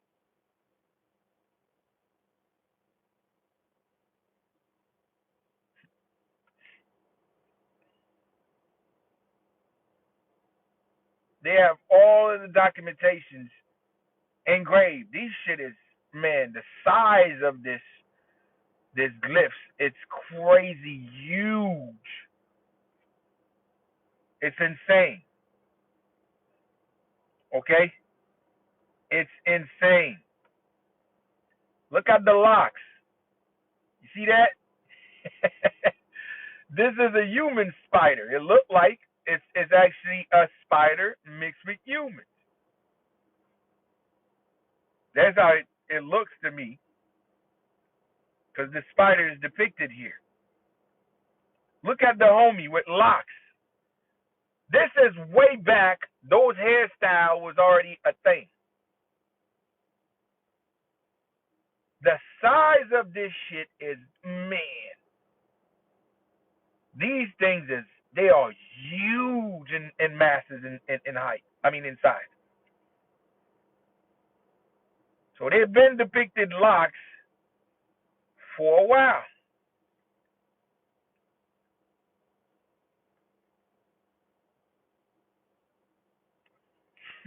Baby drawing shit. Now this is the most important things to me, because this is why a lot of us talk about the trees they cut down. Now I'm gonna give you the knowledge of the tree. Man, listen. Here's the monkey. Okay? And look at the tail of the monkey. Remember, the tail of the monkey looked like the spiral. This is the genetic spiral. Okay, because the monkey were the number one asset for genetic splicing. The monkey is the blueprint of splice for humanoid. So if you're going to use humanoid, if you're going to create an animal human, okay, the original Spank, what up, baby? If you're going to use a genetic to create anything to be humanoid, one of the base genes has to be monkey. So the monkey is a base gene. That means a genome sequence. You gotta have the sequence of a monkey to splice it with another animals and use human DNA to give it a humanoid form. So the monkey is one of the vibration system of the genome that must be present before the splice. Okay? So this is why our ancestors have the monkey there, to tell you what's going on in the goddamn world. And now this is the tarantula, or you want to call it the spider. Okay? Now, the spider pretty much wanted a society that were one of the most, I don't want to call it spider. This is why Hollywood, every time they making a spiritual movie, they always show you the spider capture someone, where the spider have that person in the spider web somewhere. That's why you got Spider-Man, Miss Web, so many movies from Harry Potter, from Percy Jackson, all the way to Lord of the Rings. There's always a scene of a spider have somebody on the web, because this is what used to happen. It's still a form of telling the truth, but these were ancient timeline of ritual. The spider, what you call it today, there's a god spider called Anansi. They used to deal with these entities, okay? They used to be a part of what happens to the earth. They are highly intelligent. These spider beings are highly intelligent. They still around earth. They were given assignment that don't fuck around with humans, to stay away. So they all agree. They have a treaty to stay away from humans or face extermination. But the spider that you're looking at here, okay, is one of these insectoids that our ancestors go to war with. And I'm going to show you this, and we're going to talk about it, okay? We're going to talk about that, because this is what we do with Knowledge of a Trillion. This is where you come. This is where we gathered to talk about knowledge beyond, okay? That's another entities right here. This is your ET. You see the head shape? There where you talk about ET. All of this were none other than genetically modified creatures. You saw that entities, or you saw that creature in Men in Black. All the Starship Troopers show you that shit. This is no cap, folks. This is facts. Let me show you some again.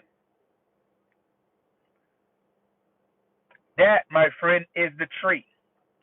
And that tree, this is where these abominations used to live. I'm talking about those insects. The most, I mean, listen, the biggest problem the earth have after all of these abominations were created, the insectilian were known to be the most dangerous to any life form, specifically to humans. They were the most harmful. And what you're looking at here is the tree. This is where they used to lie. This is where they used to lay eggs. Most of these eggs were on trees. Matter of fact, they still do it. If anybody have trees, certain trees, this is why you will find in the States, specifically like highly industrial complex. Yeah, this was an octopus, definitely. Anybody know in any form, like any state that is very industrial state, you're gonna notice that the majority of these trees are artificially. They're not organic. They are artificial. That means they come and plant them. There's a reason why they plant certain trees in most of the states or most of the areas that is very industrial, because they understand. That's why you don't find, animals or insect in these trees, because they are artificial. If there were organic trees, there's a lot of these insect that would be very problematical to society. And they knew that. Insect is the most anti-human entity that ever exists. And it still, translate till today. Okay? Still translate today. Now, what you're looking at here is some of these trees that our ancestors have to cut down, because when we went to war, when we come to clean the house, these trees is where they were laying all these nests. Okay? This is why you find shit like this. You wonder, like, who the hell? Yes, Ender's Game. That's right, yo, Eric Mitchell, man. Follow my brother Eric Mitchell's out here. Big homie, stay sharp. Yes, go watch Ender's Game with Harrison Ford. Listen, and put the truth out there. You will know what I'm talking about. What you're looking at here, these are the megaton sized trees that, ask yourself, who the fuck cut them off? We don't have technology to cut them off in precision cutting like this. Our ancestors did that. Okay? And they cut them off because this was the nest of these insectilian. If you want to call them insect, these were the nest of these insectilians. So they have to cut off these nests because they were replicating. They are the fasting reproduction than anything on earth. Insects lay more eggs than anything on earth, more than mammals, more than reptile. They can replicate beyond repair, and they were the hardest shit to deal with. Okay, they were the hardest joint to deal with, and this is where our ancestors come through, and they exterminate the majority of them, and the little few that still survive, they were given an ultimatum to eventually stay the hell away, because shit was crazy. Okay, and for people that think it's a cap, it was true. Starship Troopers is telling the truth. Yes, Hunter x Hunter. Okay, the Ant King. That's right. Okay, Starship Troopers is telling the truth. This was not a movie that were just made for somebody out there just want to make a movie. Yes, Halo. The only difference is Halo, they were fighting the reptilian. Pretty much a different thing. Okay? Yes, exoskeleton. Yes, that's exact. Now that is the technology of today. They trying to use, because they don't have the bone marrow to produce the massive amount of the size of these ancestors of ours. So exoskeleton is a support mechanism because of a lower bone density. Okay, that's why they use it. But our ancestors, I'm talking about the Olmec, my goodness. Let me show you the size of it. Okay? This is what happens, and this, man, people have no idea. This is the size of the Olmec. Okay? These Olmec ancestors were gigantic. They were 20 feet tall, 20 to 14 feet. Okay? They were 20 to 14 feet. They were giant. People need to know that. That's the size of them. And they were the soldiers that come to clean the entire earth from these abominations. Yes, the super soldiers. And this is why Hollywood always depicted any villain that have a potential of wipe out the world. They always mimic those villains as the Olmec. Okay? Thanos. Thanos, when it reduced the population of the earth, they make sure Thanos look just like the Olmec. They know the truth because that's exactly what the Olmec was doing. They were reducing the population of these abominations, what you call Neanderthal, all of these abominations that were running free in the earth. He come to reduce the population from these abominations. That's what they don't tell you. The second one, same shit.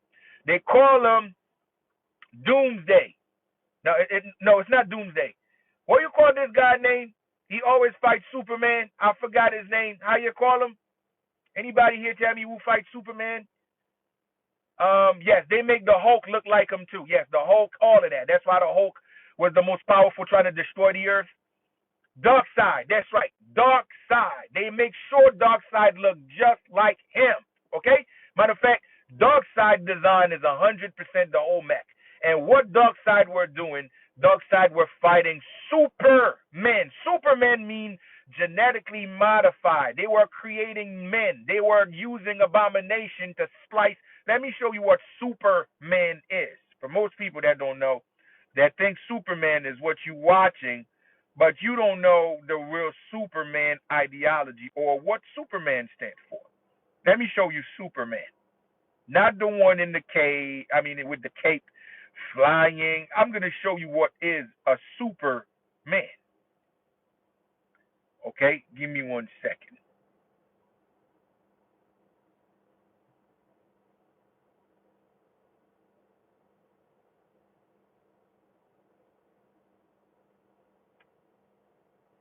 This is a Superman. These are the genetically modified creatures that today that you saw in the wall of Egypt. Everything you saw in the wall of Egypt, these were the abomination that exist after the great flood. Okay? And today they exist in the spiritual world. What you're looking at here is called Agasu. Today you call it the Black Panther. These are the abomination. We created them. Our ancestors created them. Let me show you who created them so you get a good idea who were doing this. Because that's why you got to watch this documentary, man. Go watch part 1 so you have a good idea. Because part 2 is coming up next week. This is a must. You got to go watch it. You will have a clear view and a good idea about everything that you've been pretty much trying to figure out, but everything is out there. You got to go. You got to go. Definitely go check that out. Let me see if I have some of these animation picture here to show you who created them. Okay? Because people for far too long have no idea. These are the people that create them. What you're looking at here is what they call Anunnaki, which is not their real name. It was just one of these Asari and Zebulon tribes. These are the groups of people the Bible want to refer as tribes. Okay? The Bible called it, they said tribes. But they said it's 12 tribes. It was 13, but it was not a tribe. These people were different groups that come outside of the wall. Okay? They come from outside of the wall. Pretty much, they're not from the Middle Earth. They're from many different borders or many different continents. So 13 different groups. I'm giving you the reference. I'm not saying what I'm saying is definite, but I'm saying what the Bible referred to as tribes. These were people that come from many different continents to come here on a specific missions. And their missions was to what actually created life forms so they can purge spirits. Pretty much spirits mean the navigator. That means what's inside of you. What inside of you would navigate the flesh is the spirit. So they were coming here to trap certain type of spirit that is disagreeable spirits. They want to get rid of those disagreeable spirits because they've been going too many wars. Okay, spirits because they've been going too many wars. Okay, they have too many wars, and they've been trying to purge those demonic groups or disagreeable groups of spirits. They try to purge it. Okay, this is the size of the Olmec and the Toltec. They are giant. Okay, and when they came here after the Great Flood, because a lot of our ancestors create a bunch of abomination. The documentary, if it's in you have to go to my Patreon. You're gonna be able to watch the part 1 and the part 2. It's in my Patreon, and the one I'm coming up is the final version. Go watch part 1. It's in my Patreon. The Angry Chief. Go to patreon.com. Watch part 1. It's called The Angry Chief. Once you go to Patreon, type Angry Chief, then you'll be able to see it. Okay? So these Toltec Olmec, these were giant, 20 feet tall to 24 to 14. These were giant size, and they were the one cleaning the house or cleaning the earth against abomination that ruled the earth after the Great Flood. Okay? And the Great Flood is what you call when they deactivate the sun. When the sun collapsed, then a lot of these abominations survive. Century upon millennium later, because there was no human on earth after the Great Flood, many humans just destroyed, and some of them that survived, they used them for what you call genetic bank. Okay? And when they start using humans after the Great Flood, this is when our ancestors went to what we call Stone Age. The Stone Age is when technology couldn't work after the Great Flood. Pretty much when they deactivate the sun, it was like an EMP, because the magnetic sun is a magnetic. When it fall down, it causes an EMP level. Every technology was not working since. This is how we went to the Stone Age, because technology stops, and we can no longer use what we used to. And the human that left behind, a lot of the technology we're not using anymore, and we were revert to the lifestyle of primitive lifestyle. That's what you call Stone Age. Okay? And the majority of these abominations, what you call your reptilian, okay, what you call your insectilian, all of them were designed as gladiator. The majority of them were designed as gladiator. This is what a lot of people don't understand. A lot of them were designed to perform. What is performance? What we used to do today, what we're still doing today. You know, fighting arena, what they call the gods. As you notice, as far as Zeus, they showing you all of this. Yeah, that's what we used to use them. We created them for Coliseum. All of these Coliseum sites that you saw, that's why in every movie, especially, they always going to show you this. The bull. Yes. The bull is one of the greatest gladiators of all time. Okay? The bull is one of the greatest gladiator abomination of all time. When our ancestors created them, they were known also. The number one reason, it was genetic supremacy. They try to find out which one have the best genes, okay? And they have them pinned against each other. So the bull was known as one of the champions. You have the bull and the monkey. The monkey is what you call the Wukong. Today, Chinese people worship the monkey as the Wukong because he was another champion. These were gladiator abominations that survived. They are telling you the story differently because a lot of us don't know what really go down. You got to watch it. You got to watch part 2. Part 2 going to make everything make sense to you, and you have no idea. And also, what you're looking at here is the beginning process of our ancestors start to worship these abominations, because when we went to the Stone Age, we couldn't feed ourselves because the environment was violent. There was a lot of wild animal, and we were the prey for them. They were eating us left and right, And we were so, I'm talking about so weak. Some of these abominations knew us. Some of them know what happens, and they come to our aid. And the majority of them that come to our aid, it was the bull, it was the what you call the cat. They call it, you want to call it bass, but eventually is the jag. I mean the panther. Today you call them the black panther, or you call them bass, or you call them the panthera, which is the lion. They come to our aid.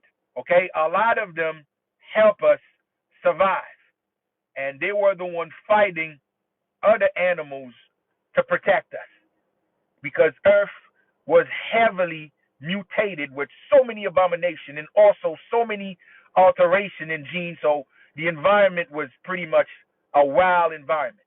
And some of these abominations were the one protecting us survive. And this is where the culture of worshiping animal men or worship these entities come from, because of them helping us surviving.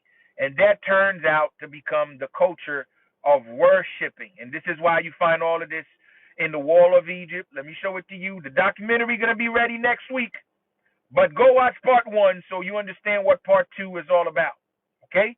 Go watch part 1 so you know what part 2 is going to be all about. This is why you find this. Okay?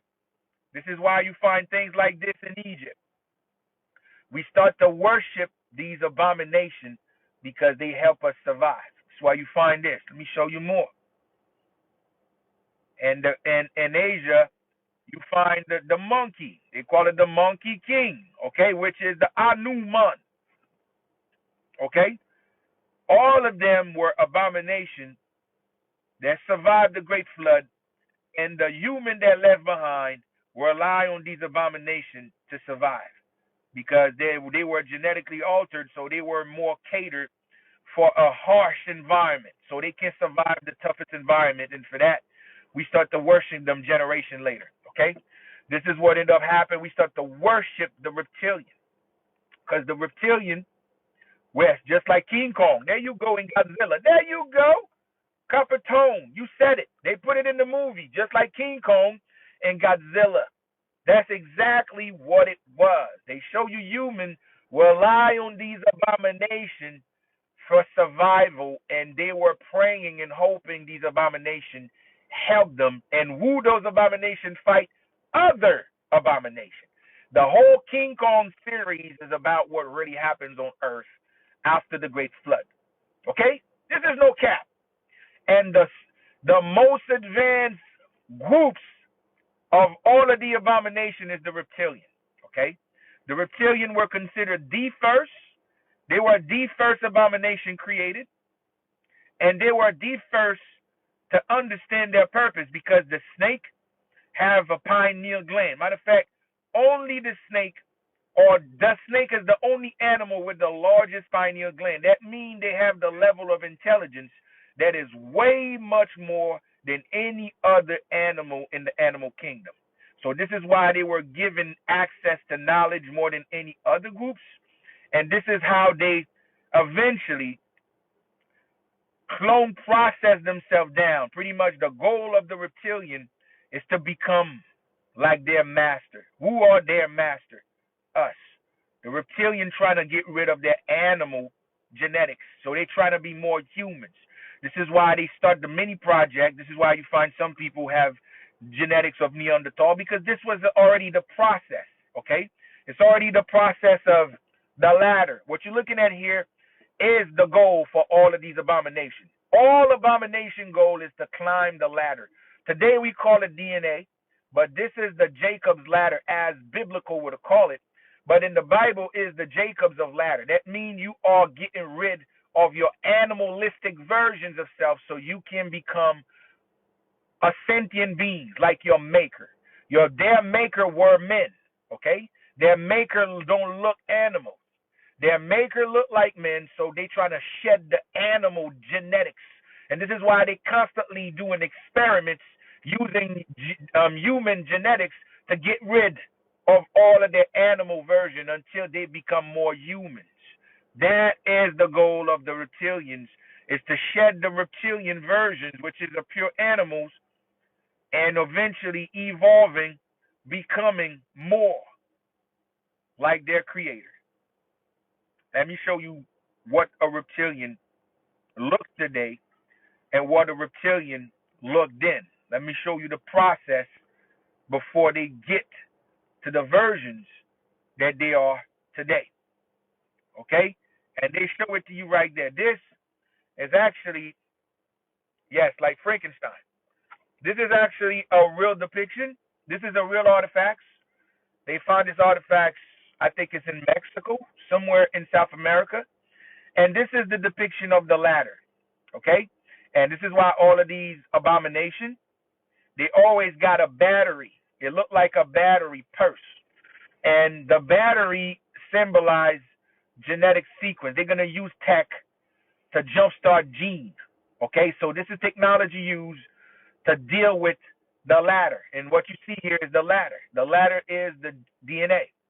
So they're going to use DNA, that means splice themselves to what we call a sentient being. So they're going to shed the animal versions of themselves to the ladder by constantly genetically modify themselves until they get completely rid of the lower genome sequence, which is the animal that's inside of them, so they can become more humans.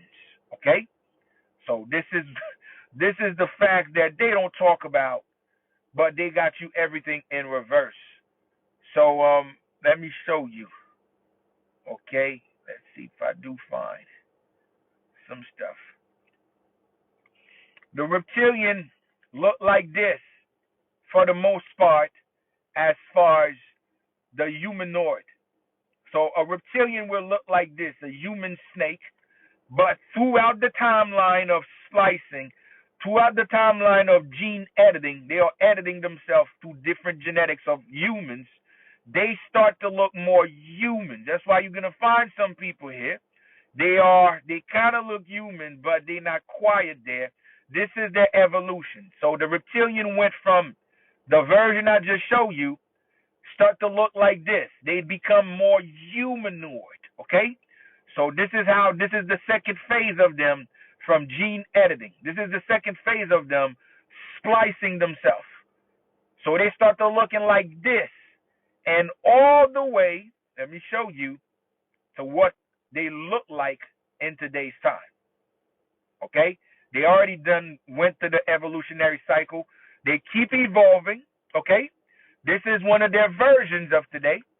They are becoming more human. You see that? They shedding the Reptor genes editing. They are constantly editing themselves so they become more human because they understand they are chasing their maker. And their maker were human, and they understand the human body is the highest resonance.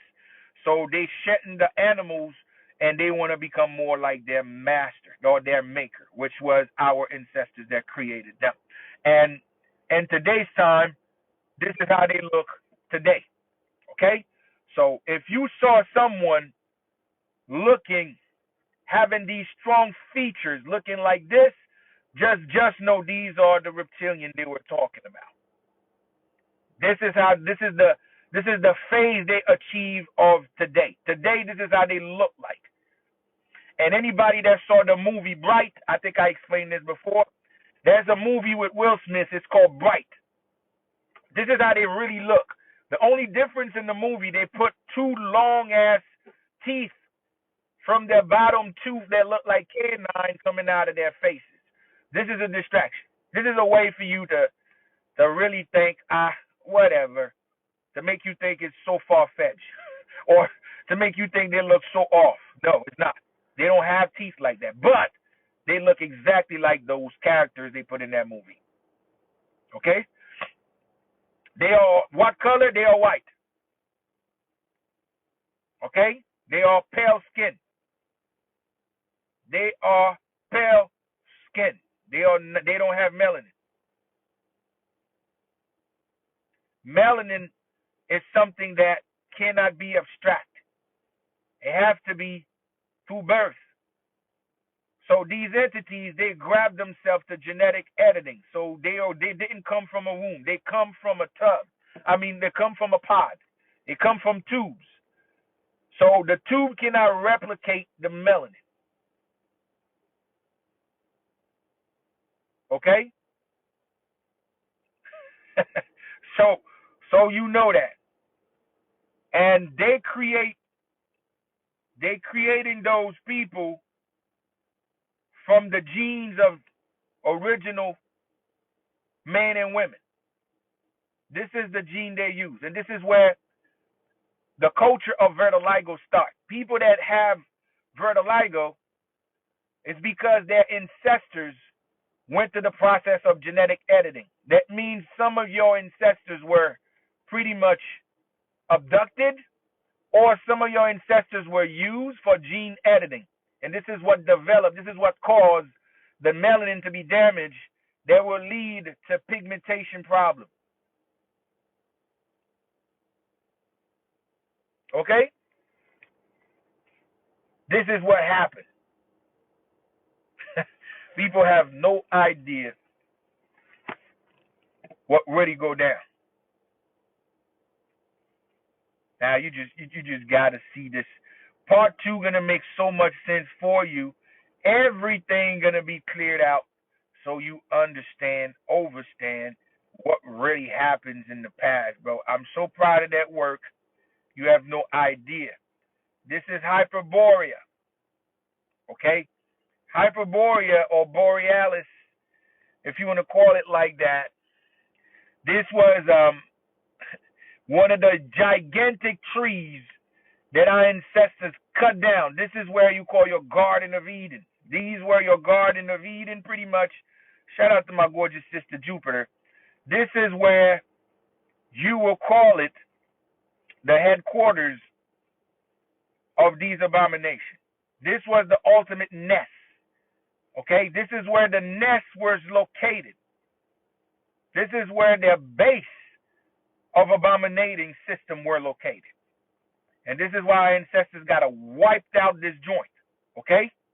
They have to wipe this shit out, slice it open, because they got to get rid of all of these abomination nests that were taking place. People have no idea. This is what they were talking about. What the Bible referred to as the tree that the snake would pluck an apple from the tree, they were talking about Hyperborea. The tree that we're talking about, that reptilian is taking the apple representing knowledge. The apple is just, it's not really what the story is. The apple representing genetically splicing. This is where they were splicing beans. This is where what you call the corruption were taking place. So when they told you Adam and Eve, they're talking about the atoms.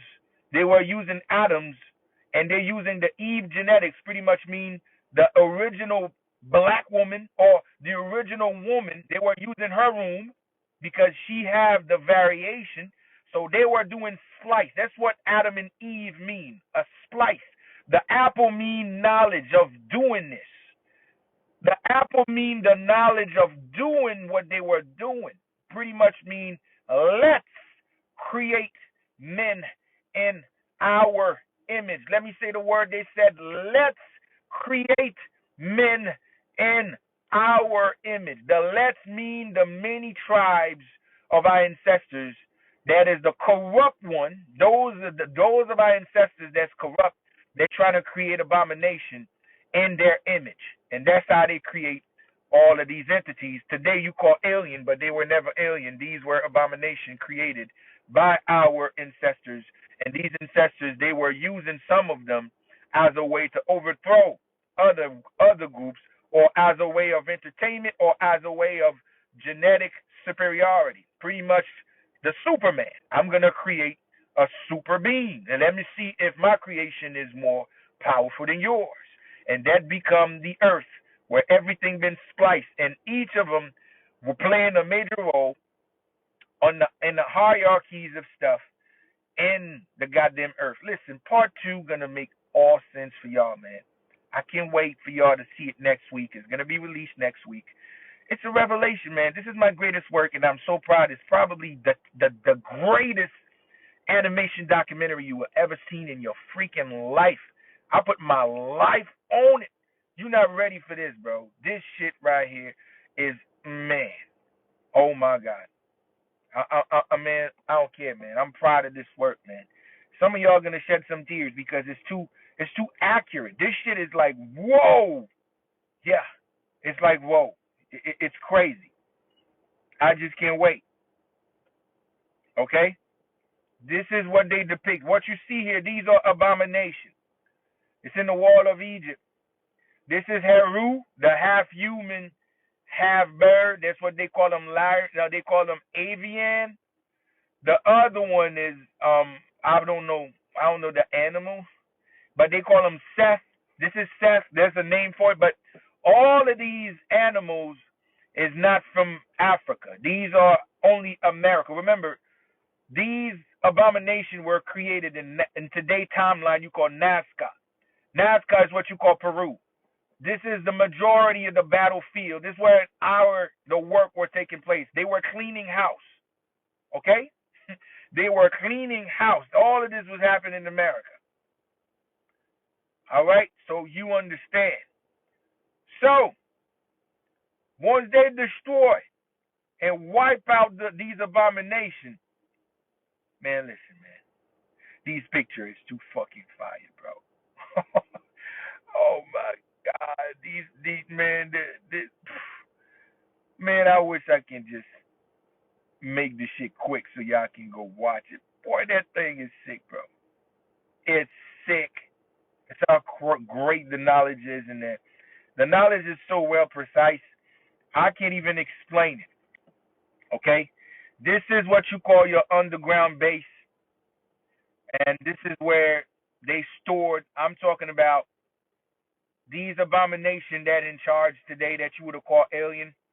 They store away a large amount of specimens so they can furthermore expand their genetic structure. That's why a lot of people being missing. That's what happens right here. Okay? That is right there. Most of your missing going to end up here as a genetic specimen. So it's been happening with your so-called abductions.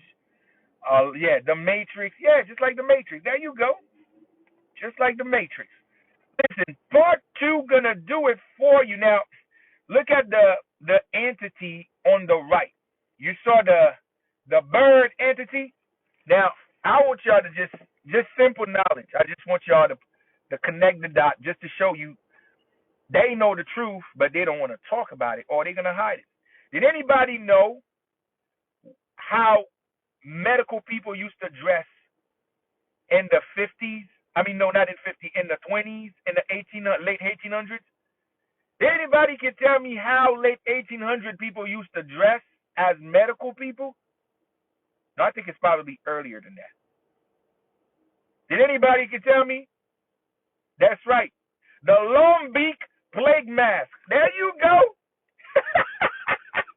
Now, ask yourself, why would they want to dress like that? Why? You want to know why they dress like that? Because many of these people witness these bird-like entities doing experiments on humans. So they think these experiments were medical, which is true. They were doing experiment on people, and people take that and they're trying to mimic the same thing as them. That's why they were wearing this shit. Because they witnessed these abominations performing medical procedures on humans. So the little primitive groups of people, they feel like wearing the mask as a form of saying it's a medical practice, but in reality, it comes from these beings doing this shit. Man, you just gotta love knowledge, man. You just gotta love knowledge. Okay, so this is where their culture comes from. Because these abominations, yes, in the Vatican, they still do that. Exactly. Exactly. Because they work with these abominations. Okay? They still deal with some of these abominations, but on the low, low. Ever since they destroyed Terraria, we don't have the frequency towers to keep these abominations away from us. Ever since they destroyed it, well, these abominations can make themselves visible to them. So they get advice from these abominations, and the majority of them, they are the one that behind closed door, they gave them some of these, abomination chips that you would have called a real little small little worm that they put as a drone to keep to control the leaders. Listen, you have no idea, bro. You have no idea. This documentary is the greatest documentary you will ever seen. National Geographic will never be able to give you the knowledge like I gave it to you. The animation is top notch. Oh my God, this is theater level animation, bro. If you saw part one is great, but part one is not even close. Not even close to part two. And you don't want to miss this out. Yes, parasite culture. There you go. These are microchip, is what you call organic microchip. So they just take over you as a host. All right? So this is where your medical mimicking come from. It come from that culture of these abominations that they witness, and they feel like they have to replicate these abominations. Listen, man, you're not ready for this knowledge. It's gonna be on and popping, man. You got to see this. This is life changing information, especially in the animation format. To be able to watch all of this fully animated, it's mind blowing, bro. Even myself, when I sit back and watch this documentary, I could not believe I was given an opportunity to be channeled and to make this to a full blown ass, animation with the full story in. Cause boy, you have no idea. You really have no idea. These are your abominations. Today you worship. Today you call them the Black Panther. Now all of these were gladiator, animal, humanoid used for gladiator wars or gladiator fights. It was a form of entertainment for our ancestors. You really have no idea what really conspired in the ancient time. Okay? You really have no idea what happened back then before we got reduced to this little measly level. Okay? This is what they venerate all over Asia, especially Indian. They're gonna associate the tiger with Vishnu, and that's who they are. They showing you human tiger and all that. And listen now, all of these abominations exist at one point. People just don't know that. Yes, yes, Beauty and the Beast. Real talk. You get your entertainment, and you just think it's just, it's an animation or it's a movie, it's a cartoon. Nah, bro. Our ancestors got all of it in Egypt. There you go, right there. It's your reptilian. This is your Sobek. This is your walking reptilian. You call it Sobek. There it is, right here. It's all in the wall. They have them there, but you just don't pay attention to that. These were the age of the abomination, when abomination were ruling the earth, because the earth was one point. Humans were considered primitive. Humans went through a cycle where they were not even a majority. The version that we are today is not the original version. Okay? This is the age of the abomination. So you go to Cambodia, you find all of this. These are human snakes, for real, for real. There was no cap. These are the Nagas. They have technology. They were moving with Marvanas. The Marvanas was from the Nagas. Shit, this is what's been happening on the planet. This is all the Jacob's ladder. They were graphing themselves out the animal versions, and there's so many versions of them pops up. Derota, appreciate you, brother. I appreciate you. Okay? This is what been happening on the planet. The planet went after the great flood, after the deactivation of the sun. The planet went black. I mean, it went completely with abomination been ruling the planet since, until the Olmec ancestors come back. But they've been the one running it. And whoever left behind, some of our ancestors that left behind, they were worshiping these beings. That's them right there. You see that? This is a reptilian. And looking next to reptilian, this is a mermaid. This is the same family. Amphibians is the same family as reptile, just different genetic sequence of splicing. This is the time they were running. They were the only one on the planet ruling the earth at one point, before the great arrival of the gods, when our ancestors come back.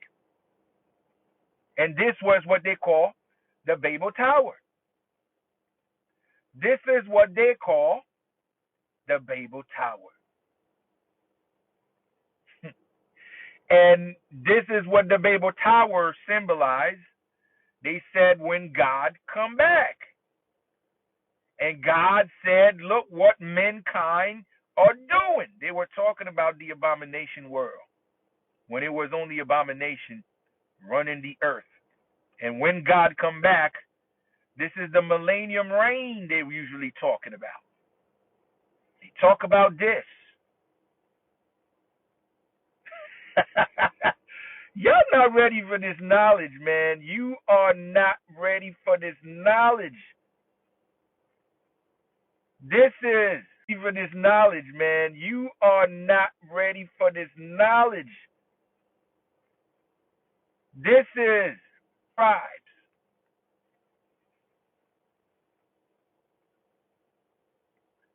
This is one of the tribes. And when they come back here, they come with golden ships, with an army, a fleet with them, because they come back for war. And that's why they told you the Babel Tower, it was not a tower, it was a consciousness of the planet. Pretty much the tower was the earth. It represented the abomination ruling the earth, and they were almost achieve God level consciousness. Pretty much mean they were dealing with so many splicing, with so many genetics, so many technologies, because a lot of these technologies were left behind after the Great Flood. Okay? When the Great Flood happened, a lot of technology were buried. Some were on the bottom of the ocean. Some was frozen in the ice because the magnetic pole was flipped. So most of these technology were buried. And it was like, it was no energy on the planet. Earth was completely, Middle Earth was completely dead. We start having energy later. And this is why our ancestors, after they left, they didn't come back yet, because there was not enough energy on Earth. Everything was frozen, and it was like an EMP. It takes time to heal. So the planet completely shut down. And this is how we went to the Stone Age, because the planet shut down after the magnetic sun collapsed, what they call the comet. So that's why ancestors take some time before coming back, because they know if they come back, technology not going to work. So they wait till the magnetic field start to create pulsation, and this is when they come back. But when they come back in a different time zone. So the time and space completely shift. For an example, you have that experience every time. You might fall asleep right now, and you find yourself in a dream, and the dream look like you've been really deep into the dream, and it feel like a long time, and when you got up, and it was only 3 minutes.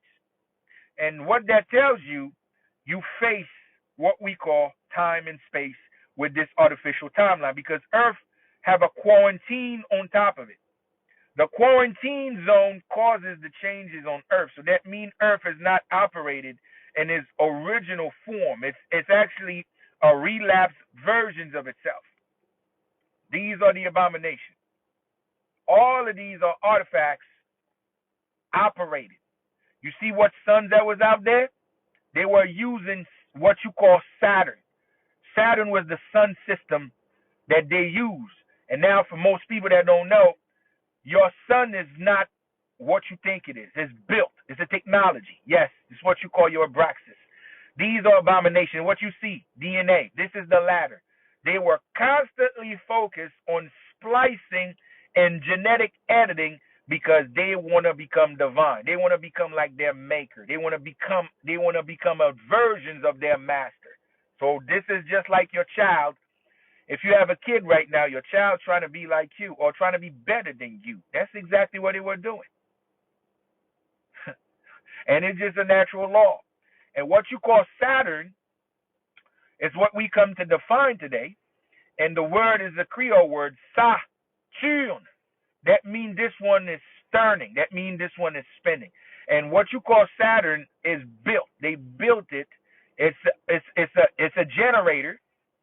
All your suns are generators. These are portable generators. They produce energy that you can use to power your technology and to power your environment.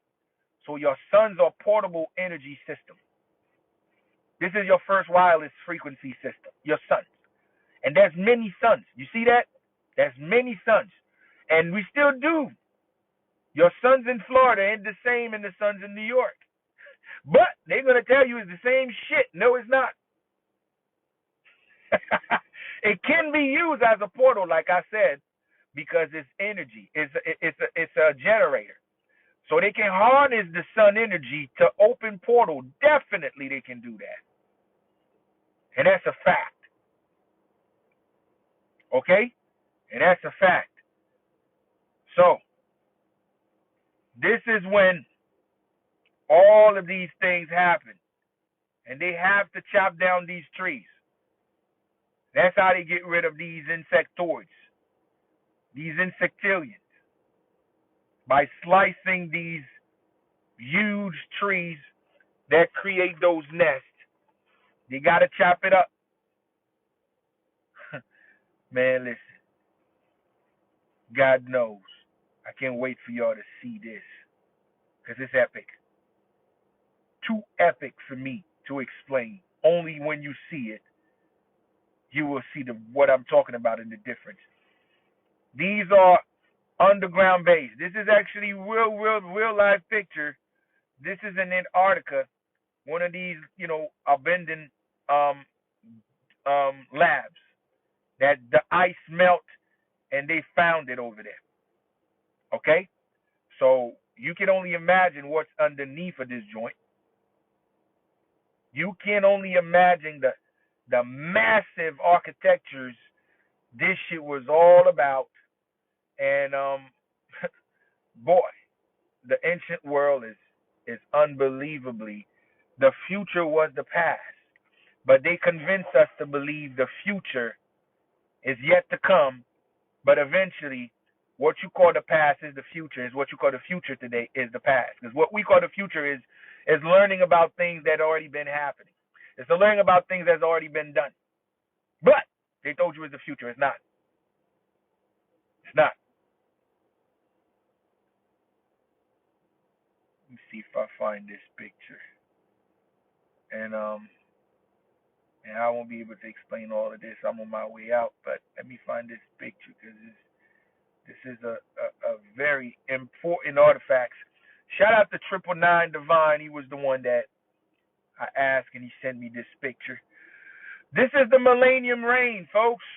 This is when aliens, those abominations, bow down to the divine mothers that come to the earth and start giving birth to these saints' children. Okay?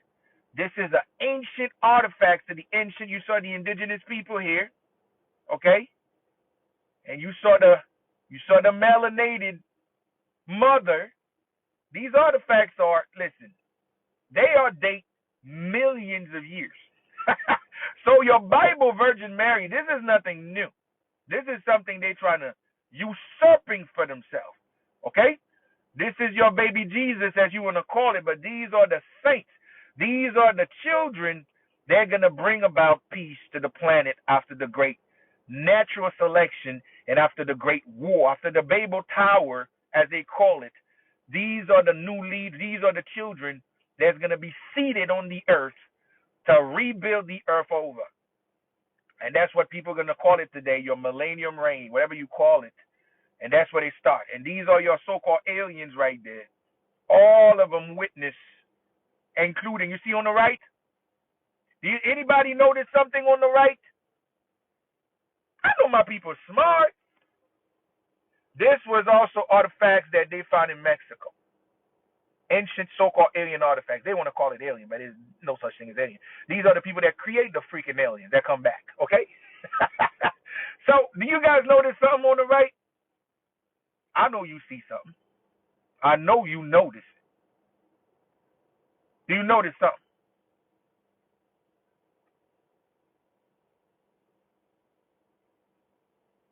There you go. I know my people smart, man.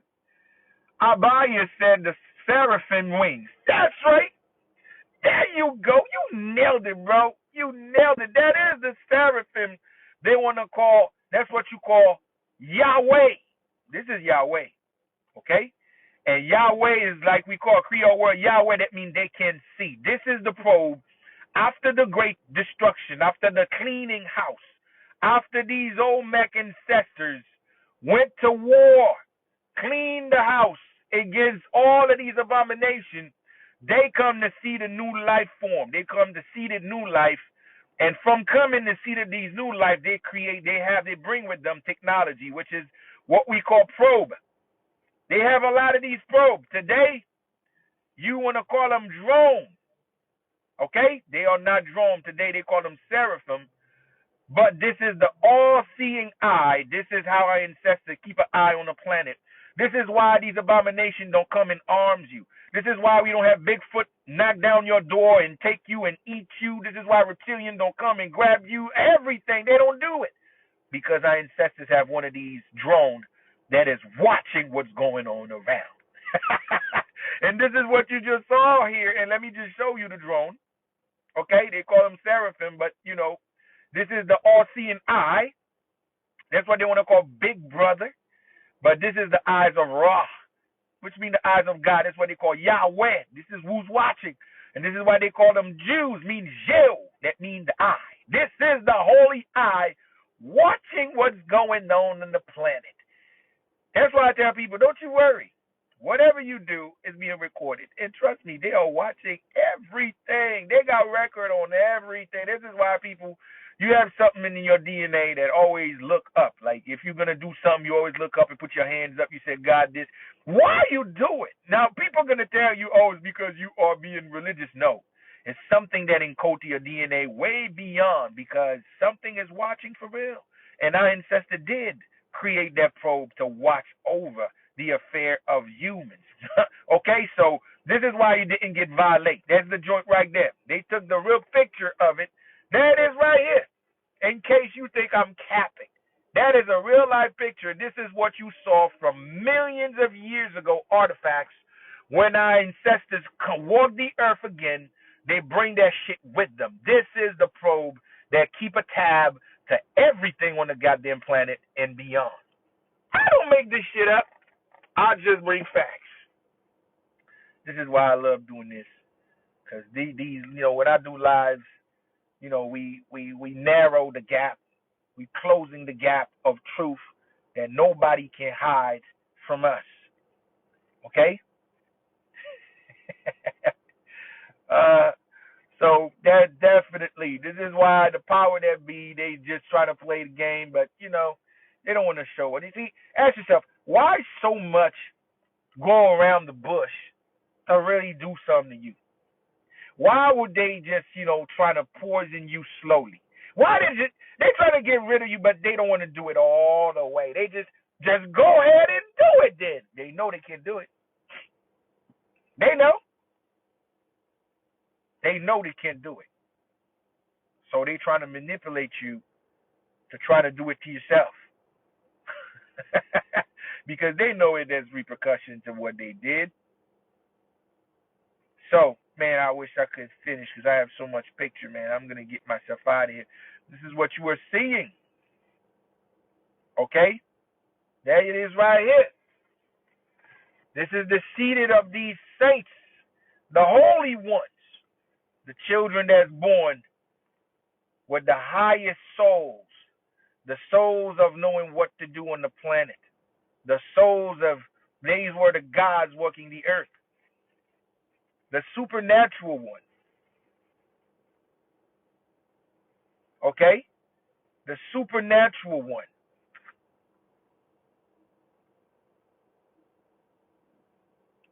got to see it, man. Can't wait for y'all to see this.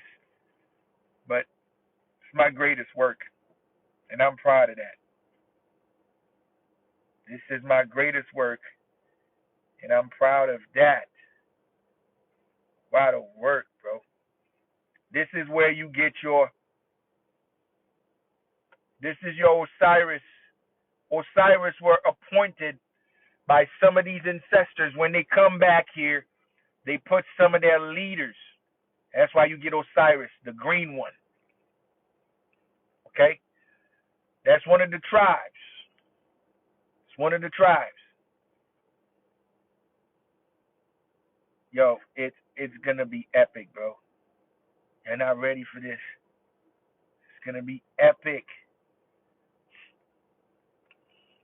It's gonna be epic. The Orisha is gonna. All of this stuff is a part of the story. This is part 2.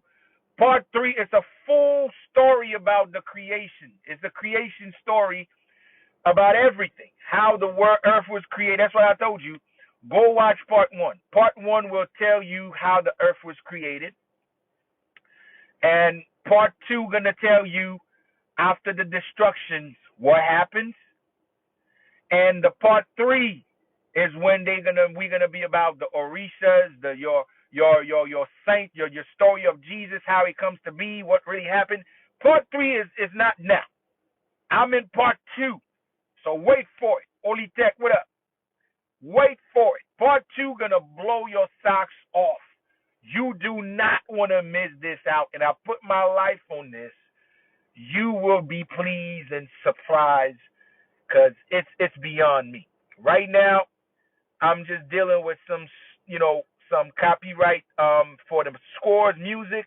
So I'm trying to get some of these licenses for the scores because the music is so dope. It's crazy, man. You guys are gonna be pleased beyond.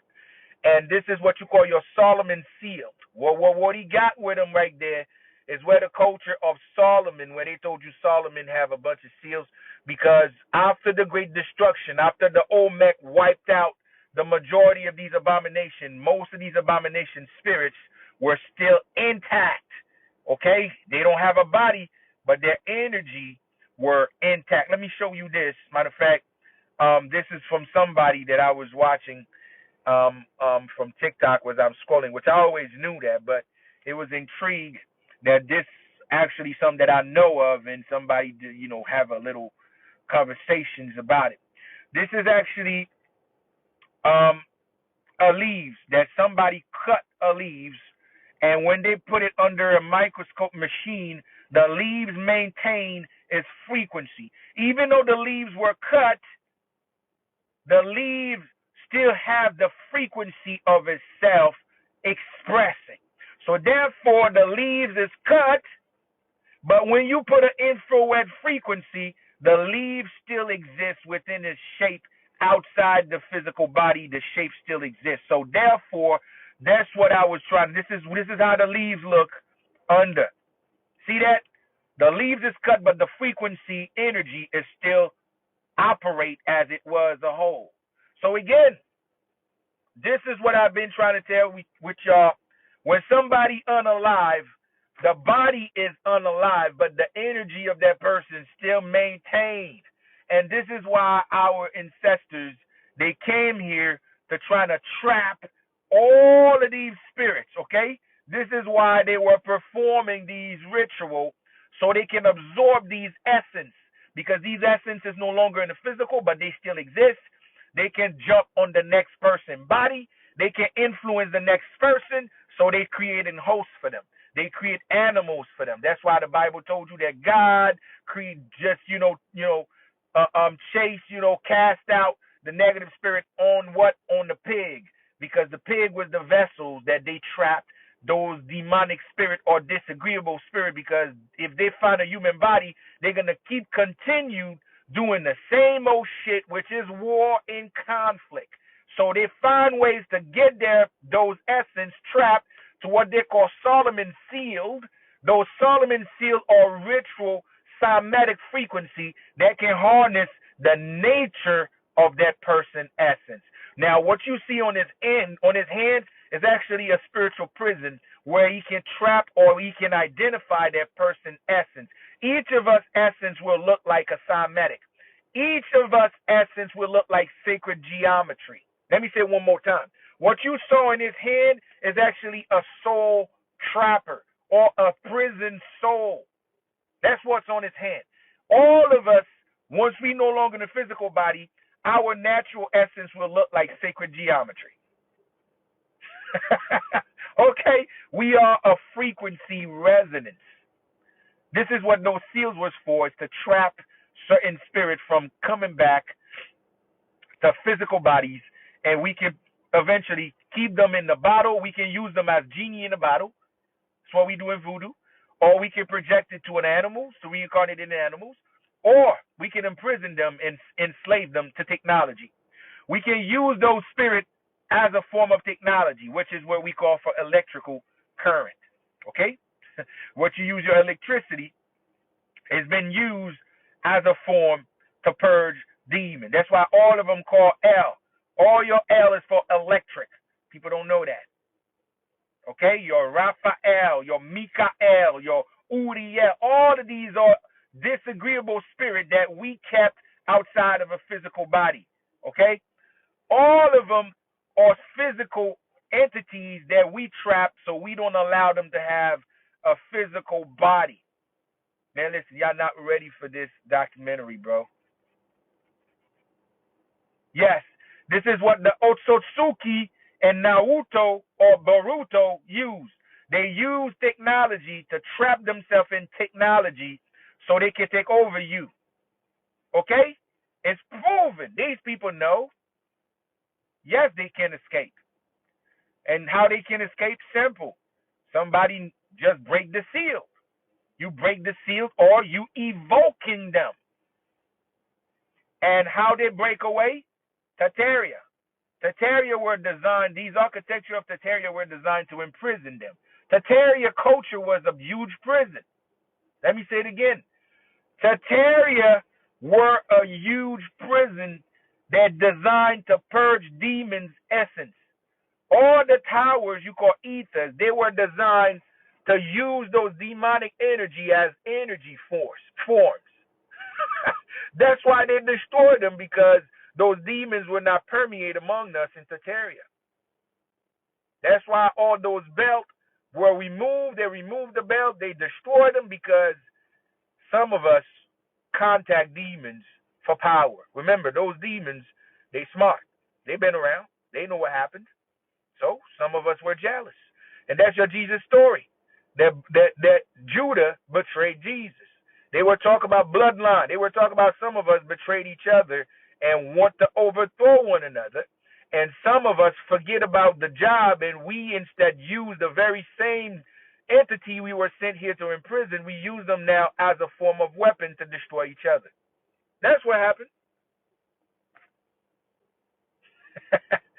That's what happened. Yes, that's right, Eric. Culture wars. That's what happened. Yo, I think I'm a dip, folks. Get ready for the knowledge. That's what they told you. Satan is frozen. Every time they told you that Satan is frozen, they talk about some of these titans. Some of these titans that is frozen in time. When you said Satan, it means this one is with time. That means it's frozen in pieces. Okay? And this is your Antarctica. Antarctica was also considered one of the largest reservoir to sealed titans. A lot of titans is underneath of that ice. We using frost technology on these motherships to froze these suckers, because they were what you call nuclear fusion type. Now, for people that don't understand what is a nuclear fusion, this is what they use as to give you Godzilla. The story of Godzilla is about those titans. Godzilla cannot die. It cannot unalive, because the way they build it, they absorb gamma radiation. So what they do, they frozen it in time. And this is what our ancestors did to a lot of titans. A lot of them were gamma fuel ready radiated. So if we drop an atomic or a bomb exactly like the Hulk, exactly, Dan, you cannot destroy the Hulk. And that's why they take Hulk and they drop him to a different planet away from Earth because you can do nothing about him. You can destroy him. Well, that's what they did with a lot of these Titans. Our ancestors froze them in time. They are in the bottom of Antarctica and beyond. And this is what the Bible want to refer as hell. The hell is ice. And these are these people. They were talking about Satan. Satan means Satan, means this one trap in time. Okay? All of this is in the documentary. Listen, man, you guys are going to enjoy this shit. Enough of all my talks, man. Let me just get back to work. Let me just get back to work because I'm almost finished. I said I'm about 80%. The little 20% is just little ads on and shit. But man, y'all gonna be pleased, man. This is a kudos. This is a kudos. And man, listen, man, that scene right there is so fire. Oh my God. It's one of the 13 tribes. One of those tribe ancestors actually calling out what you call today the Kraken, or what you call Leviathan. Okay? This is how they trap Leviathan. He used what we call the organ, what you call, I put this image there because all of those golden ships in the back, they're gonna produce the organ frequency that's gonna cause the Leviathan to come to the surface, because through the sound it's activated, it come from the bottom of the ocean, and from there those golden ships gonna freeze and petrified it in time. This is how Leviathan were petrified. Those golden ships were the reason they petrified it. This is what they don't tell you. All of this is gonna be in the animation. You guys' brain gonna explode, man. Yes, Leviathan is the sea dragon. Let me show it to you. Okay?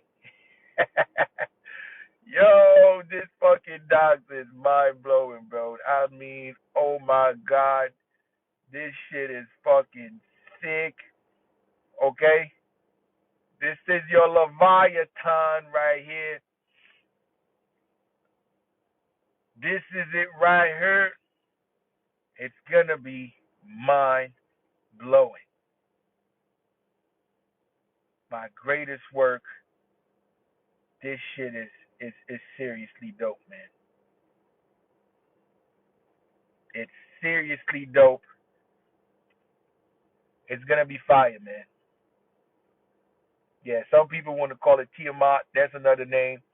And this is how they they petrified it. They petrified it with the ship. You want to call it the Golden Dome or the Trumpet of God. That's why they said when they come, it's gonna be the trumpet in the sky, the announcement. Now these are the golden ships. Now they not alien. These are ancient ancestors making their way back to Middle Earth because we do for harvest. It's that simple. Hell yeah, I know you're gonna be ready, man. So for people here, if you don't know what I'm talking about, go to patreon.com, The Angry Chief, go watch part 1 so you know what's happened. You got to know how the so-called alien were created, how the reptilian were created, how the destruction of the planet happens, how the Great Flood happens, how the sun were deactivated, and who were these people, where they came from, how they're creating all these beings, and who was in charge to create them, how they fight each other. Go watch part 1. And part 2 is going to be about after the Great Flood, after the destructions, what happens. What happens to the humans that survived the Great Flood? What happens to the other people that was eventually that left? Those that leave the planet, what they do, where they go, and what happens, how they come back, for what reason they come back, and why they come to rescue some people. And also war breaks out. The abomination now noticed that people intrude. The whole process. That's what part 2 is. And man, listen, man, it's mind blowing. No Billy Carson giving it to you like that. No National Geographic giving it to you like that. No nothing. Listen, This knowledge and this quality of animation, not even Disney gonna give it to you like that. And I put my life on it. Nobody have the level of dopeness as this documentary. So brothers and sisters, I'm out of here. Thank you everyone. I'm gonna catch you guys when the documentary about to come out. So if I'm ready with it, probably Wednesday, you will find me. Come back Wednesday to announce it.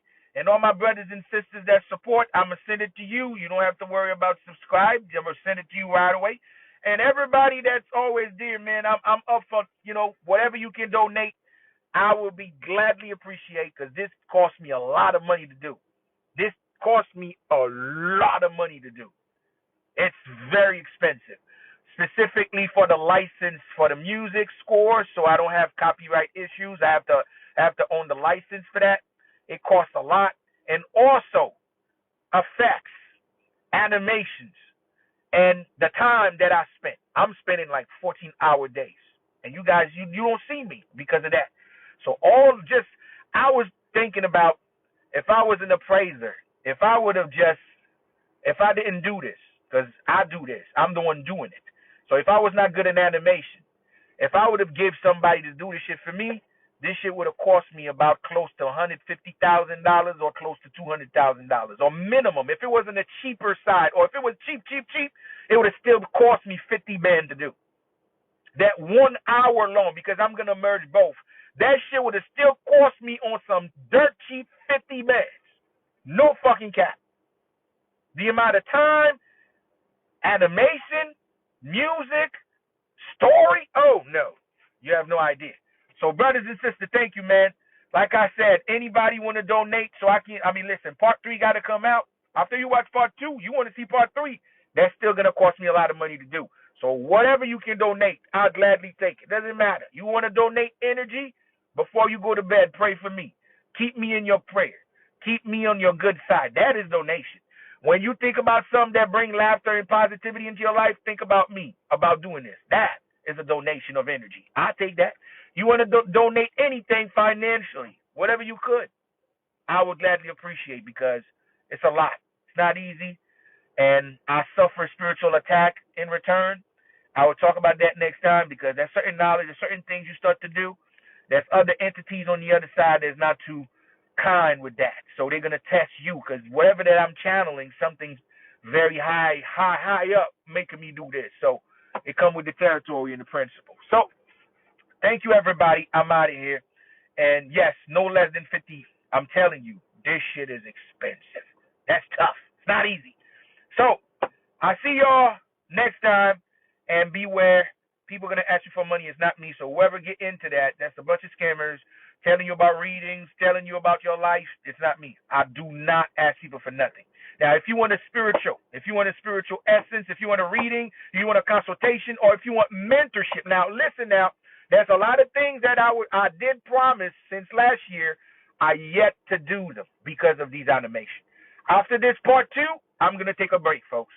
After I release the part 2, I need a 90 days break. I'm not going to release another one until 90 days because it's too much on me. That takes a lot of time. I can't do it. I need a break, folks. I'm going to take a 90 days, and within those 90 days, before I release part 3, I have a lot of things that I'm supposed to been doing, and I never did it yet, which the Creole class. I have the Creole class. We finally going to get the Creole class moving because now I have time. I don't have animation and production. We're going to get the Creole class in motion. The second thing is the prayer nights. We're going to get our prayers back. We're going to have a ritual night and a prayer night. We're going to have one ritual every month. So from now on coming up, we're going to have ritual together. I know some of us going through so much shit right now. We're going to have ritual. Every month, we're going to have a ritual monthly. So just think about what's going on. We're going to get right. So it's a lot of people. The first ritual we're going to do is an attack ritual for people that suffer spiritual attack. We're going to have a cleanse ritual for this month coming up. So get ready. Stay tuned. We're going to have one prayer night and one ritual month. So we're going to get busy. I'm not going to be that really invested in animation because I'm almost done, so I'm going to have time to resume the program that I've been supposed to do, but this goddamn animation been eating me alive with so much. So that's what it is. And also the mentorship, the spiritual mentorship program is still running, but I have a lot of people to get back to because I've been truly tied down. So the mentorship program is fully operational by next week. So what is the mentorship program? This is what it is. The mentorship program is what? It's actually, you have a list of class. I have like class about dream, class about ritual, class about a lot of class. All of these classes will be available to you. You have dream interpretation. So when you have a dream, you don't know what it is, all you got to do is send the dream to me. I will tell you exactly what the dream meant and also guided you to possible ritual that the dream probably trying to give you. So you have a contact connection with me to guide you along the way of your spiritual journey. Also, you participate on ritual night and you participate on what we call Creole class. So all of these perks come with the mentorship. So this is how you support me. Also, you better yourself spiritually moving forward with education and practice. I provide spiritual education and we provide practice. And together we are growing as a family. And also, you will see the fruits of your spiritual labor moving forward. So this is what I provide. So if you want to join the mentorship, like I said, we'll be fully operational starting next week. Hit me up. I'll send you the link. And everybody that's already in Patreon, you automatically a part of the monthly, what we call, if you're a Patreon member, which is $11, you are part of the ritual night, and you are part of what we call every prayer night. We have the first of the month. Every first of the month, we have a prayer night. Every mid of the month, we have that ritual. So you will be participate as that. And when it comes to the class, when it comes to ritual, advice, a lot of us need advice. Some of y'all are going through some shit and you need some spiritual advice. If you become a part of the mentorship, you just one phone call away to me or one text away for whatever the hell questions or whatever the hell guidance you need about your spiritual problem. If you become a member as a spiritual guide, then you'll be fine. You have nothing to worry about from your dream interpretation and from spiritual advice, including ritual or including things that you're going through that you need some help with. I can definitely help out to that. So thank you, everybody. I'm going to catch y'all next time. I'm out, and beware.